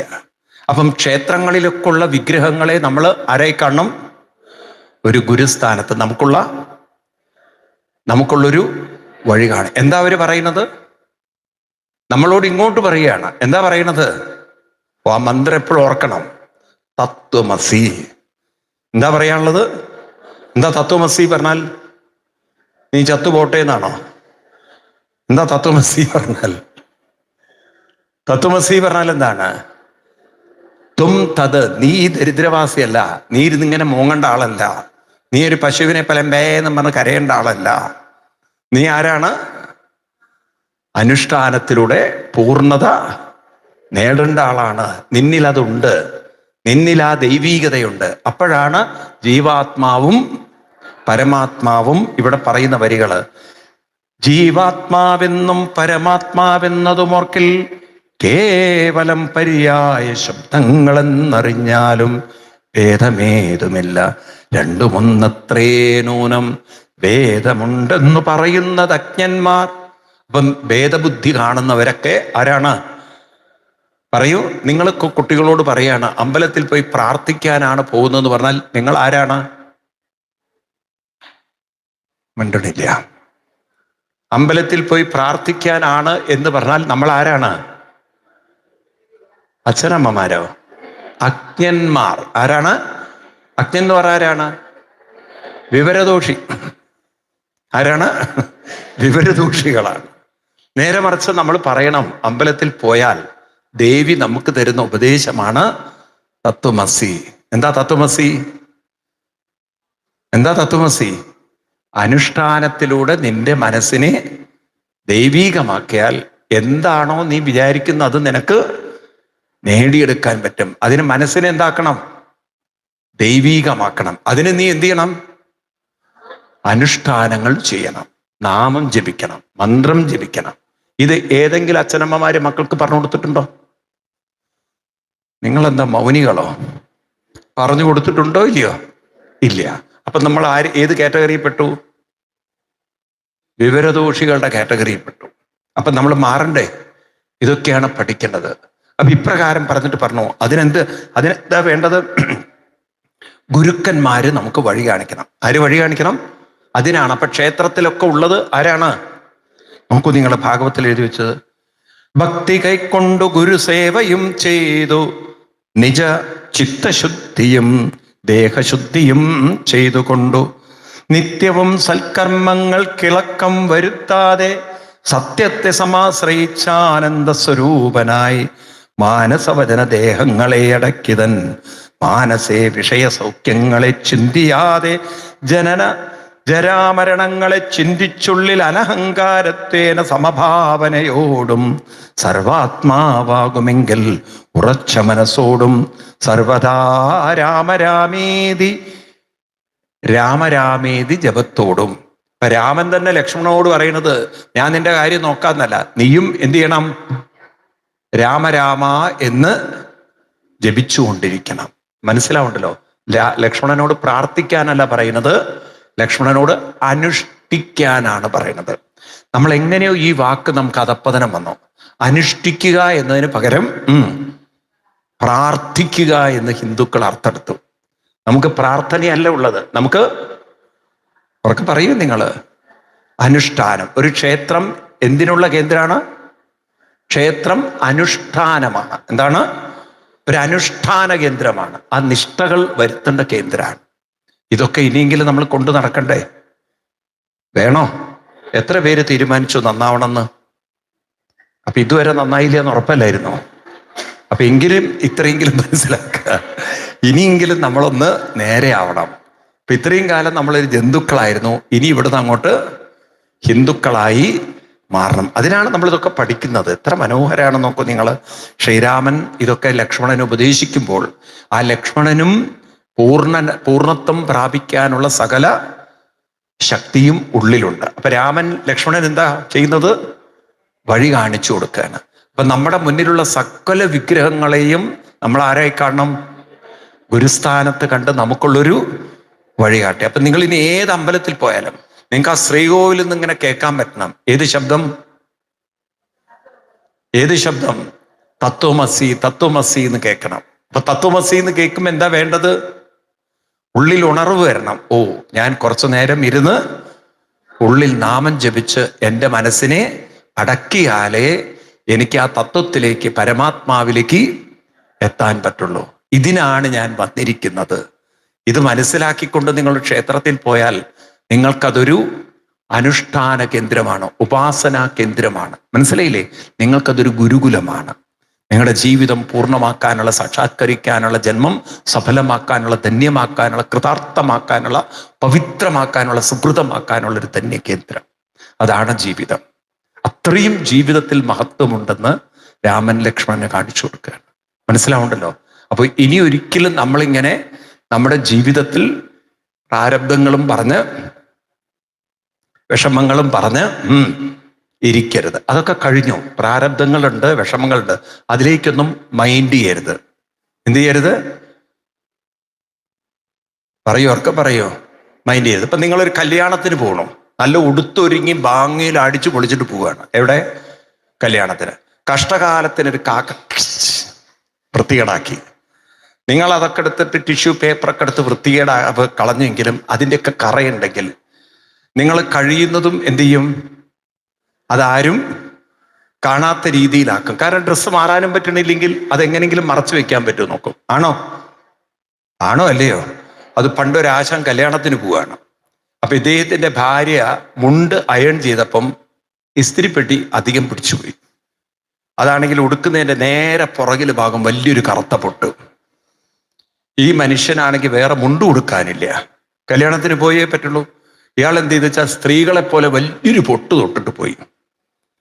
പണ്ടല്ലേ സ്ത്രീകളൊക്കെ വലിയ കുങ്കുമത്തിന്റെ പൊട്ട് തൊട്ട്. അപ്പൊ എല്ലാവരും ചോദിച്ചു, എന്താ രാഘവ മാഷ് ഇങ്ങനെ പൊട്ട് തൊടാറ് പറവില്ലല്ലോ എന്ന്.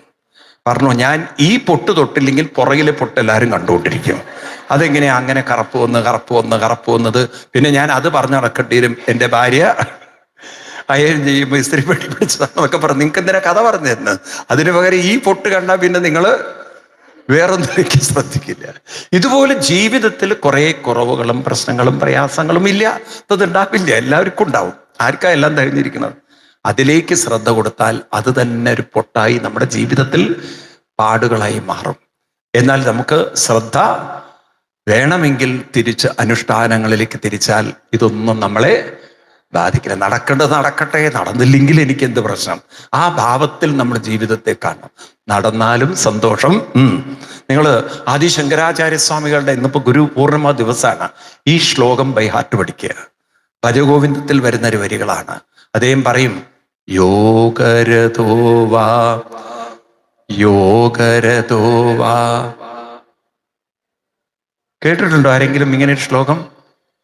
യോഗരതോവാ ഭോഗരതോവാ സങ്കരതോവാ സംഗവിഹീന യസ്യ ബ്രഹ്മണി രമതേ ചിത്തം നന്ദതി നന്ദതി നന്ദത്യേവ ഭജ ഗോവിന്ദം ഭജ ഗോവിന്ദം ഗോവിന്ദം ഭജ മൂഢമതേ. എന്താ പറയണത്? യോഗരതോവാ. യോഗം ആളുകൾ ഉണ്ടാവട്ടെ, ഭോഗരതോവ.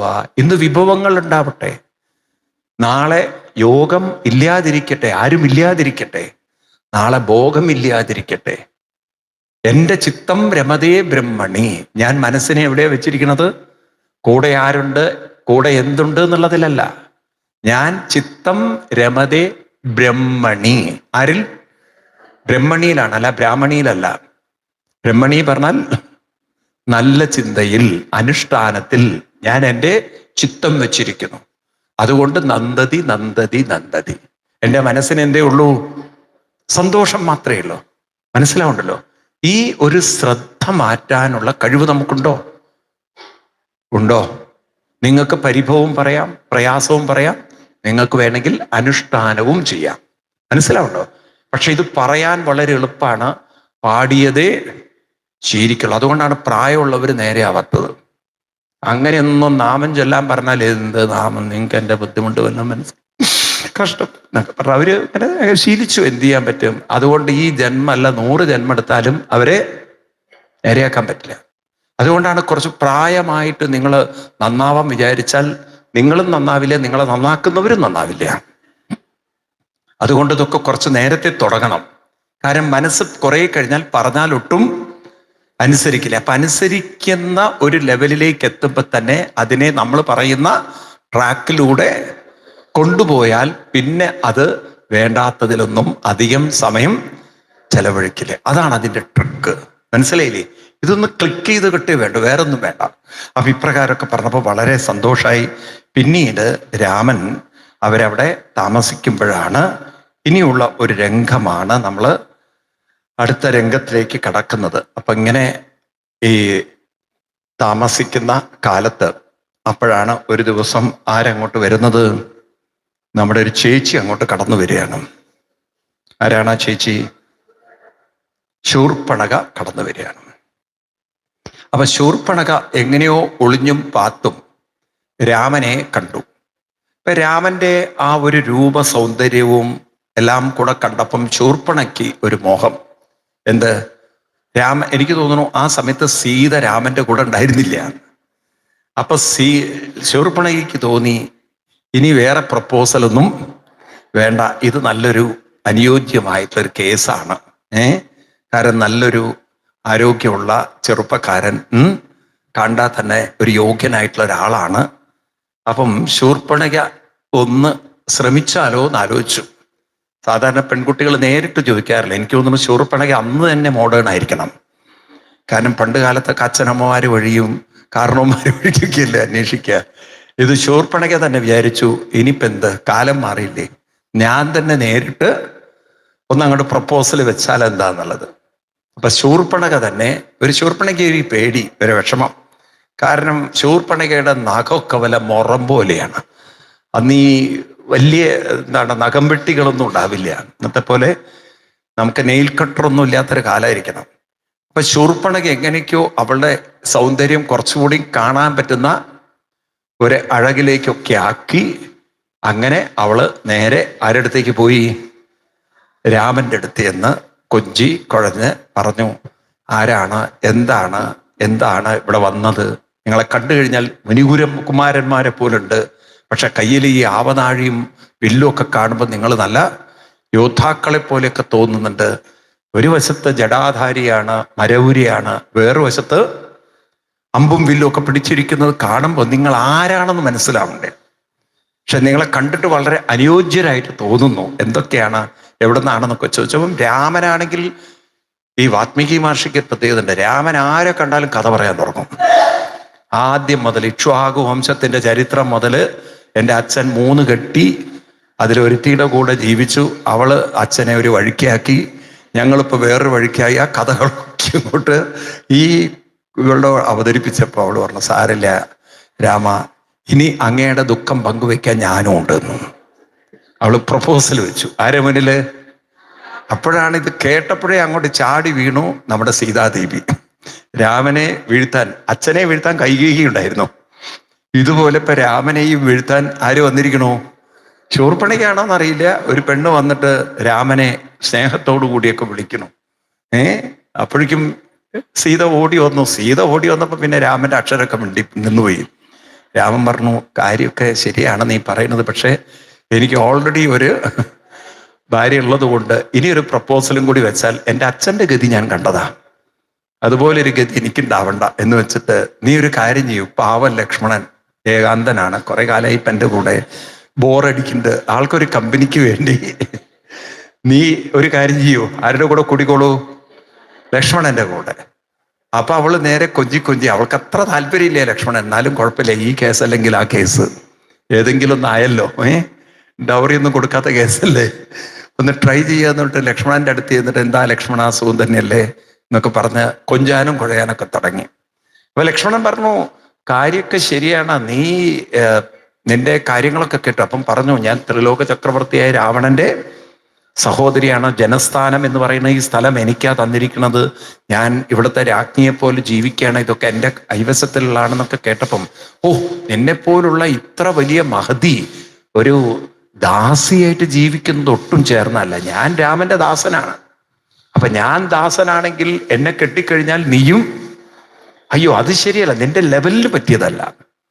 അപ്പം നീ ഒരു കാര്യം ചെയ്യൂ, ഈ ക്ഷത്രിയന്മാർക്ക് ഒന്നിലധികമൊക്കെ പറഞ്ഞിട്ടുണ്ട്, അപ്പൊ രാമൻ ഒരു പക്ഷേ പ്രപ്പോസൽ എടുത്തേക്കെന്ന് പറഞ്ഞിട്ട് ഒന്നുകൂടിയും അവളെ രാമന്റെ അടുത്തേക്ക് എന്നെ പറഞ്ഞയച്ചു. പാവം അവള് പ്രതീക്ഷിച്ചു എന്ത്, രാമൻ ഒരു പക്ഷേ അപേക്ഷ സ്വീകരിക്കും. അവൾ വീണ്ടും രാമന്റെ അടുത്ത് എന്നിട്ട് പറഞ്ഞു, നിനക്ക് എന്തുകൊണ്ടും അനുയോജ്യമായിട്ടുള്ള ഒരാളാണ് ഞാൻ. അങ്ങനെയാണ് എനിക്ക് തോന്നുന്നു സുന്ദരൻ ഞാനും സുന്ദരി നീയും ചേർന്നിരുന്നാൽ തിരുവോണം എന്നൊക്കെയുള്ള പാട്ട് വന്നത്. അപ്പൊ ആ രീതിയിൽ നമ്മൾ രണ്ടുപേരും വളരെ തുല്യരാണ്, നമുക്ക് എന്തുകൊണ്ടും. കാരണം രണ്ടുപേരും ഒരു ക്ഷത്രിയ സംസ്കാരങ്ങളുണ്ട്, നമ്മൾ രാക്ഷസരാണെങ്കിലും രാജ സംസ്കാരമൊക്കെ ഉണ്ട്. അങ്ങനെയൊക്കെ പറഞ്ഞ് അവളിങ്ങനെ പ്രപ്പോസൽ ഉറപ്പിക്കാൻ നോക്കിയപ്പം രാമൻ പറഞ്ഞു, ഒട്ടും ശരിയാവില്ല, ഈ സീതാദേവി ഉള്ളിടത്തോളം കാലം എനിക്കിനി വേറൊരാളെ കുറിച്ച് ചിന്തിക്കാൻ പറ്റില്ല. ഞാൻ എങ്ങനെയെങ്കിലും ഇപ്പൊ സീതാദേവിയുടെ കൂടെ വർത്തമാനം പറഞ്ഞിരുന്നോളൂ, പക്ഷെ ലക്ഷ്മണൻ ആരോട് പറയും, നീ ഒരു കാര്യം ചെയ്യും, ഒന്നുകൂടി അവിടെ ചെല്ലും, ലക്ഷ്മണൻ എന്തായാലും നിന്നെ സ്വീകരിക്കുന്നു. അപ്പോഴും അവൾ വിചാരിച്ചു ലക്ഷ്മണൻ എന്നെ സ്വീകരിക്കുമോന്ന്. അവളെ അങ്ങോട്ടും ഇങ്ങോട്ടും ഈ നമ്മൾ പഞ്ചായത്തിലൊരു പേപ്പർ ശരിയാക്കാൻ ചെന്നതുപോലെയാണ്. ഈ ഡിപ്പാർട്ട്മെന്റിൽ ചെന്നാൽ പറയും, ആ ഡിപ്പാർട്ട്മെന്റിൽ പോവും, അവിടെ പോയാൽ ഇപ്പുറത്തേക്ക് പറയും, ഇല്ലേ നിങ്ങൾ നോക്കിക്കോളൂ. ഒരു സ്ഥലത്ത് ചെന്നാൽ പറയും, നിങ്ങളുടെ ബർത്ത് സർട്ടിഫിക്കറ്റ് കൊണ്ടുവന്നുണ്ടോ എന്ന്. ഇതാ ബർത്ത് സർട്ടിഫിക്കറ്റ്, എന്നാൽ ഡെത്ത് സർട്ടിഫിക്കറ്റ് കൂടി കൊണ്ടുവരും. മനുഷ്യൻ ഞാൻ ചത്തിട്ടില്ല എന്നേ, ഞാൻ ജീവനോട് കൂടി ഇരിക്കുകയാണ്, ഇനി നിങ്ങൾക്ക് ഇങ്ങനെ ഡെത്ത് സർട്ടിഫിക്കറ്റ്. അതാണ് അവരുടെ ശീലം. അവർ നിങ്ങൾ മരിച്ചോ ഇല്ലേ എന്നുള്ളതല്ല, അവർക്ക് ഡെത്ത് സർട്ടിഫിക്കറ്റ് വേണം, ഇതാണ് അവരുടെ സ്വഭാവം. എന്ന് പറഞ്ഞതുപോലെ ഇവിടെ രാമന്റെ അടുത്തുനിന്ന് ലക്ഷ്മണനിലേക്കും ലക്ഷ്മണന്റെ അടുത്തുനിന്ന് രാമനിലേക്കും തട്ടി. അപ്പൊ അവക്കൊരു തോന്നല്, ഈ സീത ഇരിക്കുന്നത് കൊണ്ടാണ് രാമൻ എന്നെ സ്വീകരിക്കാത്തത്. അപ്പൊ സീതയെ അങ്ങോട്ട് മാറ്റിക്കഴിഞ്ഞാൽ രാമനെ എനിക്ക് കിട്ടുന്നു. അവളുടെ തനി സ്വഭാവം, അങ്ങനെയുള്ള ചില സ്ത്രീകളുടെ തനി സ്വഭാവം വരിക, എല്ലാവരുടെയും അല്ല, ചിലരുടെ. അവരിപ്പം ഒരാളെ ഒഴിവാക്കണം എന്ന് കണ്ടു കഴിഞ്ഞാൽ എങ്ങനെങ്കിലും അവർ ഒഴിവാക്കാനുള്ളൊരു വഴി. ഇപ്പം നേരത്തെ കൈകേയിയുടെ തനി സ്വഭാവം നമ്മൾ കണ്ടു, ഇതുപോലെ ഇവളുടെ ആ തനി നിറം പുറത്തേക്ക് വന്നു. അവൾ ഉച്ചത്തിൽ അലറി, അപ്പോഴേക്കും അവളുടെ രാക്ഷസീയ ഭാവങ്ങളൊക്കെ പുറത്തു വന്നു. ഇത് കണ്ടതും രാമന് പേടിയായി, ഇവളിപ്പം സീതയെ കടിച്ച് കീറി കൊന്നിട്ടുണ്ടാവും. അത്ര അവളുടെ ആ ഒരു രോഷവും അവളുടെ ആ സീതയോടുള്ള പകയും, അതായത് തനിക്കെന്തോ കിട്ടാൻ പോകുന്നതിന് തടസ്സം സൃഷ്ടിക്കുന്നത് സീതയാണ്, അതുകൊണ്ട് അവളെ അങ്ങോട്ട് തീർത്തേക്കാന്നുള്ള അവളുടെ ആ ഒരു ഭാവം പുറത്തു വരലും രാമൻ ലക്ഷ്മണനോട് പറഞ്ഞു, ലക്ഷ്മണ ഇനി കാത്തിരിക്കണ്ട. അപ്പോഴാണ് ലക്ഷ്മണൻ മൂക്കും കാതും ചെത്തി എന്നാണ്, പിന്നെ അത് മുലയായി മാറിയതാണ്. വാസ്തവത്തിൽ എഴുത്തച്ഛന്റെ രാമായണത്തിലാണ് മൂക്കുമുല എന്നൊക്കെയുള്ള വാക്കുകൾ. വാത്മീകി രാമായണത്തിൽ കാതും മൂക്കും ചെത്തി എന്നാണ്. അങ്ങനെ അവളെ വിരൂപിയായി എന്നാണ്. ആ മൂക്ക് ചെത്തിയതോടുകൂടി അവളുടെ ഭാവമൊക്കെ മാറി, ഉച്ചത്തിൽ അലറി. ആ അലർച്ചയിൽ കാടുവരെ നടുങ്ങുന്ന കരച്ചിലായിരുന്നു എന്നാണ്. അത് രാമനും പ്രതീക്ഷിച്ചതാണ്. രാമൻ അങ്ങനെ ചെയ്യാൻ പറഞ്ഞ എന്തിനാന്ന് വെച്ചാൽ, അവളെ കൊല്ലാതെ വെച്ചതെന്ന് വെച്ചാൽ രാമൻ അറിയാം അത്രയും രാക്ഷസന്മാർ അവളുടെ നിയന്ത്രണത്തിലുണ്ടെന്ന്. അപ്പൊ അവരെയൊക്കെ ഒന്ന് പുറത്തേക്ക് കൊണ്ടുവരണമെങ്കിൽ ഇവളെ ഒന്ന് പ്രകോപിപ്പിച്ച് വിട്ടേ പറ്റുള്ളൂ. അങ്ങനെയാണ് അവളെ എന്ത് ചെയ്തത്, രാമന്റെ എന്തിനാണ് ശൂർപ്പണഖയെ നോക്കൂ രാമൻ വിരൂപയാക്കിയത്? അങ്ങനെ ചോദ്യമുണ്ട്. നമ്മുടെ കുട്ടികളൊക്കെ ചോദിക്കണം, രാമൻ വലിയൊരു ധർമ്മജ്ഞനാണ്, നീതിമാനാണ്, എന്തിനാണ് ശൂർപ്പണഖയെ വിരൂപയാക്കി വിട്ടതെന്ന്? ആ വിരൂപയാക്കൽ എന്തിനാണെന്ന് ചോദിച്ചു കഴിഞ്ഞാൽ, ഈ ശൂർപ്പണഖ എന്ന് പറയുന്നത് സ്വതന്ത്രയല്ല. നോക്കൂ, അവളുടെ നിയന്ത്രണത്തിൽ ധാരാളം രാക്ഷസന്മാരുണ്ട് എന്ന് മാത്രമല്ല, ഭാരതത്തിന്റെ ഒരു ഭാഗം അവരുടെ നിയന്ത്രണത്തിൽ, ഈ ജനസ്ഥാനം എന്ന സ്ഥലം മുഴുവൻ അവർ കൈയടക്കി വെച്ചിരിക്കുകയാണ്. ഒരു രാക്ഷസ സംസ്കാരം അവിടെ ഉണ്ടാക്കി കഴിഞ്ഞു എന്ന് മാത്രമല്ല, ഇവിടുത്തെ മഹർഷിവര്യന്മാർക്ക് ശാന്തരായി സ്വസ്ഥരായി ഒന്നും അനുഷ്ഠിക്കാൻ അവര് കയറി, അതിർത്തി കയറി പിടിച്ചിട്ട് നമ്മൾ മിണ്ടാതിരിക്കുന്നതാണോ ശരി? അപ്പൊ ആ സ്ഥലത്തുള്ള ഇങ്ങനെയുള്ള ഇങ്ങനെ കയ്യേറി വന്നവരെ, കുടിയേറ്റക്കാരല്ല കയ്യേറ്റക്കാരെ ഒഴിപ്പിക്കേണ്ടതില്ലേ? അപ്പൊ രാക്ഷസന്മാരെ ഈ ഭൂമിയിൽ നിന്നും ഒഴിപ്പിക്കണം. അപ്പൊ അതിനുള്ള ഒരു വഴിയായിരുന്നു ആരെ വിരൂപയാക്കല്? ശൂർപ്പണഖ. അപ്പൊ ശൂർപ്പണഖ എന്നൊരു സ്ത്രീയല്ല വിരൂപയാക്കുന്നത്, രാക്ഷസ സംസ്കാരത്തെ തുടച്ചു നീക്കാൻ, അവരെ പുറത്തു കൊണ്ടുവരാനുള്ള ഒരു മാർഗമായിരുന്നു ശൂർപ്പണഖയെ വിരൂപയാക്കൽ. മനസ്സിലാവുണ്ടോ നിനക്ക്? രാമന്റെ ലക്ഷ്യം ഒരു സ്ത്രീയെ വിരൂപയാക്കലല്ല, രാമന്റെ ലക്ഷ്യം രാക്ഷസ സംസ്കാരത്തെ തന്നെ അവിടെ നിന്നും തുടച്ചു നീക്കലാണ്. അപ്പൊ അതിനെന്തിനാ ഇവളെ വിരൂപയാക്കുന്നത്? കാരണം ഇവളുടെ നിയന്ത്രണത്തിലായിരുന്നു രാക്ഷസന്മാര് മുഴുവൻ. മനസ്സിലാവുണ്ടല്ലോ? നിങ്ങൾ ഏത് ഡയറക്ഷനിൽ നോക്കുന്നു അതിനനുസരിച്ചായിരിക്കും രാമായണത്തെ നമ്മൾ കാണുക. ഇന്നിപ്പോ പലപ്പോഴും രാമായണത്തെ വ്യാഖ്യാനിക്കുന്ന കുറെ ആളുകൾ അവർ ആ സെന്റിമെന്റിന്റെ, സ്ത്രീകളുടെ സെന്റിമെന്റിന്റെ തലത്തിൽ, നാലും രാക്ഷസിയാണെങ്കിൽ അവൾ പെണ്ണല്ലേ, അവളെ രാമൻ അങ്ങനെ വിരൂപയാക്കാൻ പറ്റില്ല, നിങ്ങൾ ദൈവം വിരൂപനാക്കുന്നതാണെന്നൊക്കെ ചോദിച്ചു കഴിഞ്ഞാൽ നമ്മുടെ കുട്ടികൾ തെറ്റിദ്ധരിച്ചു. കാരണം അവർ നോക്കുമ്പോൾ രാമനെ പോലുള്ള ഒരു അവതാരമൂർത്തി ഒരു സ്ത്രീയോട് ഒരിക്കലും ഇങ്ങനെയുള്ള കാര്യങ്ങളൊന്നും ചെയ്യരുത്. അങ്ങനെയാണ് നോക്കൂ, ഈ കേരളത്തിൽ ഇങ്ങനത്തെ കുറെ വിഡ്ഢികളുണ്ട്, ഇത് വിശ്വസിക്കുന്ന കുറെ ആളുകളുണ്ട്. അങ്ങനെ നമ്മുടെ കുട്ടികളെ വഴിതെറ്റിച്ചു കളയും. അപ്പൊ അവിടെയാണ് എനിക്കും നിങ്ങൾക്കും വ്യക്തത ഉണ്ടാവേണ്ടത്. ശൂർപ്പണഖ ആരാണ്? രാക്ഷസി എന്ന് മാത്രമല്ല, ഒരു രാക്ഷസ സംസ്കാരത്തിന്റെ മുഴുവൻ നേതൃത്വം വഹിക്കുന്ന, ചുമതല വഹിക്കുന്ന ആളാണ് ആര്? ശൂർപ്പണഖ. അവളുടെ നിയന്ത്രണത്തിലാണ് ഖരനം, ദൂഷണം, ത്രിശിരസും 10,14,000 രാക്ഷസന്മാരൊക്കെ അവളുടെ നിയന്ത്രണത്തിലാണ്. അപ്പൊ അവളൊരു ലീഡറാണ്. അപ്പൊ അവളെ എന്തിനാ രാമൻ മൂക്ക് ചെത്തിയത്? അവളെ ഒന്ന് വിരൂപയാക്കിയാലേ അപ്പോഴാണ് മറ്റ് രാക്ഷസന്മാര് പുറത്തേക്ക് കിടക്കുള്ളൂ. ഈ പുറത്തു വരുന്ന രാക്ഷസന്മാരെ രാമനെ നേരിടാനും അങ്ങനെ രാക്ഷസമുക്തമായ ഒരു ഭാരതത്തെ രൂപപ്പെടുത്താനും തനിക്ക് സാധിക്കുകയുള്ളൂ. അപ്പൊ ഇവരെ തുടച്ചു നീക്കണമെങ്കിൽ ഇവളെ ഒന്ന് പ്രകോപിപ്പിക്കണം. ആ പ്രകോപനമായിരുന്നു ശൂർപ്പണഖയുടെ മൂക്ക് ചെത്തിയത്. മനസ്സിലാവുണ്ടല്ലോ? അല്ലാതെ ഒരു സ്ത്രീയോട് കാണിച്ച അതിക്രമമല്ല അത്, മറിച്ച് ഒരു രാക്ഷസ സംസ്കാരത്തെ തുടച്ചു നീക്കാനുള്ള ആരംഭമായിരുന്നു ശൂർപ്പണഖയുടെ മൂക്ക് ചെത്തൽ. മനസ്സിലാവുണ്ടോ നിനക്ക്? രാമൻ എന്ന് പറയുന്നത് ആ കഥാപാത്രത്തെ നിങ്ങൾ എങ്ങനെ നോക്കുന്നു എന്നുള്ളതാണ്. ഇതൊക്കെ നമ്മൾ മനസ്സിലാക്കണം. രാമനിൽ നിന്ന് നമ്മൾ പഠിക്കേണ്ട ഒരു സന്ദേശം അതാണ്. എന്താണ്? ധർമ്മ സംസ്ഥാപനാർത്ഥായ. ഞാൻ നേരത്തെ കാലത്ത് പറഞ്ഞു, അത് നമ്മുടെ ജീവിതം എന്തിനു വേണ്ടിയിട്ടാണ്? ബ്രഹ്മത്തെ പ്രാപിക്കണം, അതിന് ധർമ്മത്തെ അനുഷ്ഠിക്കുകയും വേണം, മറ്റുള്ളവർക്ക് പറഞ്ഞു കൊടുക്കുകയും വേണം, ഇതിനെ നമ്മൾ സംരക്ഷിക്കുകയും വേണം. പറയൂ എന്ന് എല്ലാവരും. ബ്രഹ്മത്തെ പ്രാപിക്കണം, പറയൂ. അതാണ് നമ്മുടെ ലക്ഷ്യം. അതെങ്ങനെയാ പ്രാപിക്കുക? ധർമ്മത്തെ അനുഷ്ഠിക്കണം. ധർമ്മം അനുഷ്ഠിക്കുകയും വേണം, മറ്റുള്ളവരെ കൊണ്ട് അനുഷ്ഠിപ്പിക്കുകയും വേണം, ധർമ്മത്തെ നമ്മൾ സംരക്ഷിക്കുകയും വേണം. അപ്പൊ ആ ധർമ്മ സംരക്ഷണത്തിന് എന്ത് വേണം? അധർമ്മത്തെ, രാക്ഷസീയ സംസ്കാരത്തെ അവിടെ നിന്ന് മാറ്റുകയും വേണം. അപ്പോഴാണ് നമ്മുടെ സംസ്കൃതി ഇവിടെ ശാശ്വതമായി നിലനിൽക്കുക.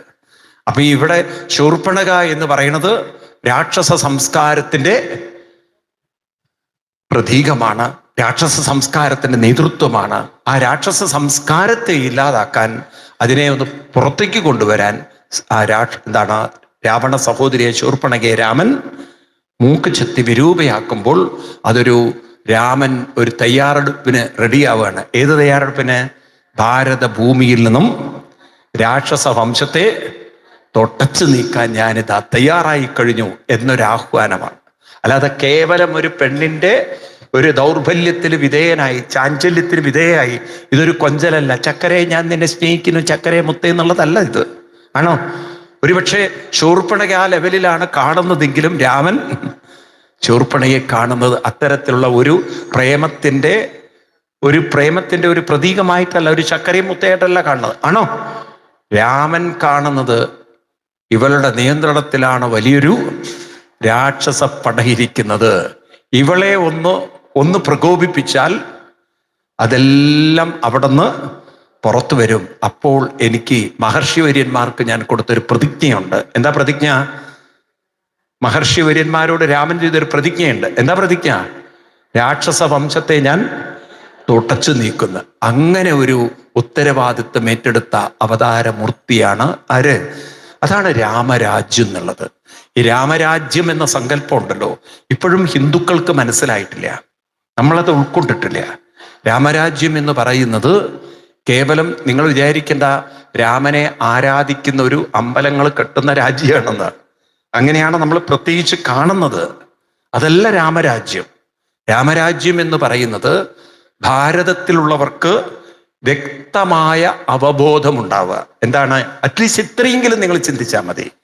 ബ്രഹ്മപ്രാപ്തിയാണ് എൻ്റെ ലക്ഷ്യം, ധർമ്മ അനുഷ്ഠാനമാണ് മാർഗം. അറ്റ്ലീസ്റ്റ് ഇതെങ്കിലും പറഞ്ഞാൽ മതി. എന്താണ്?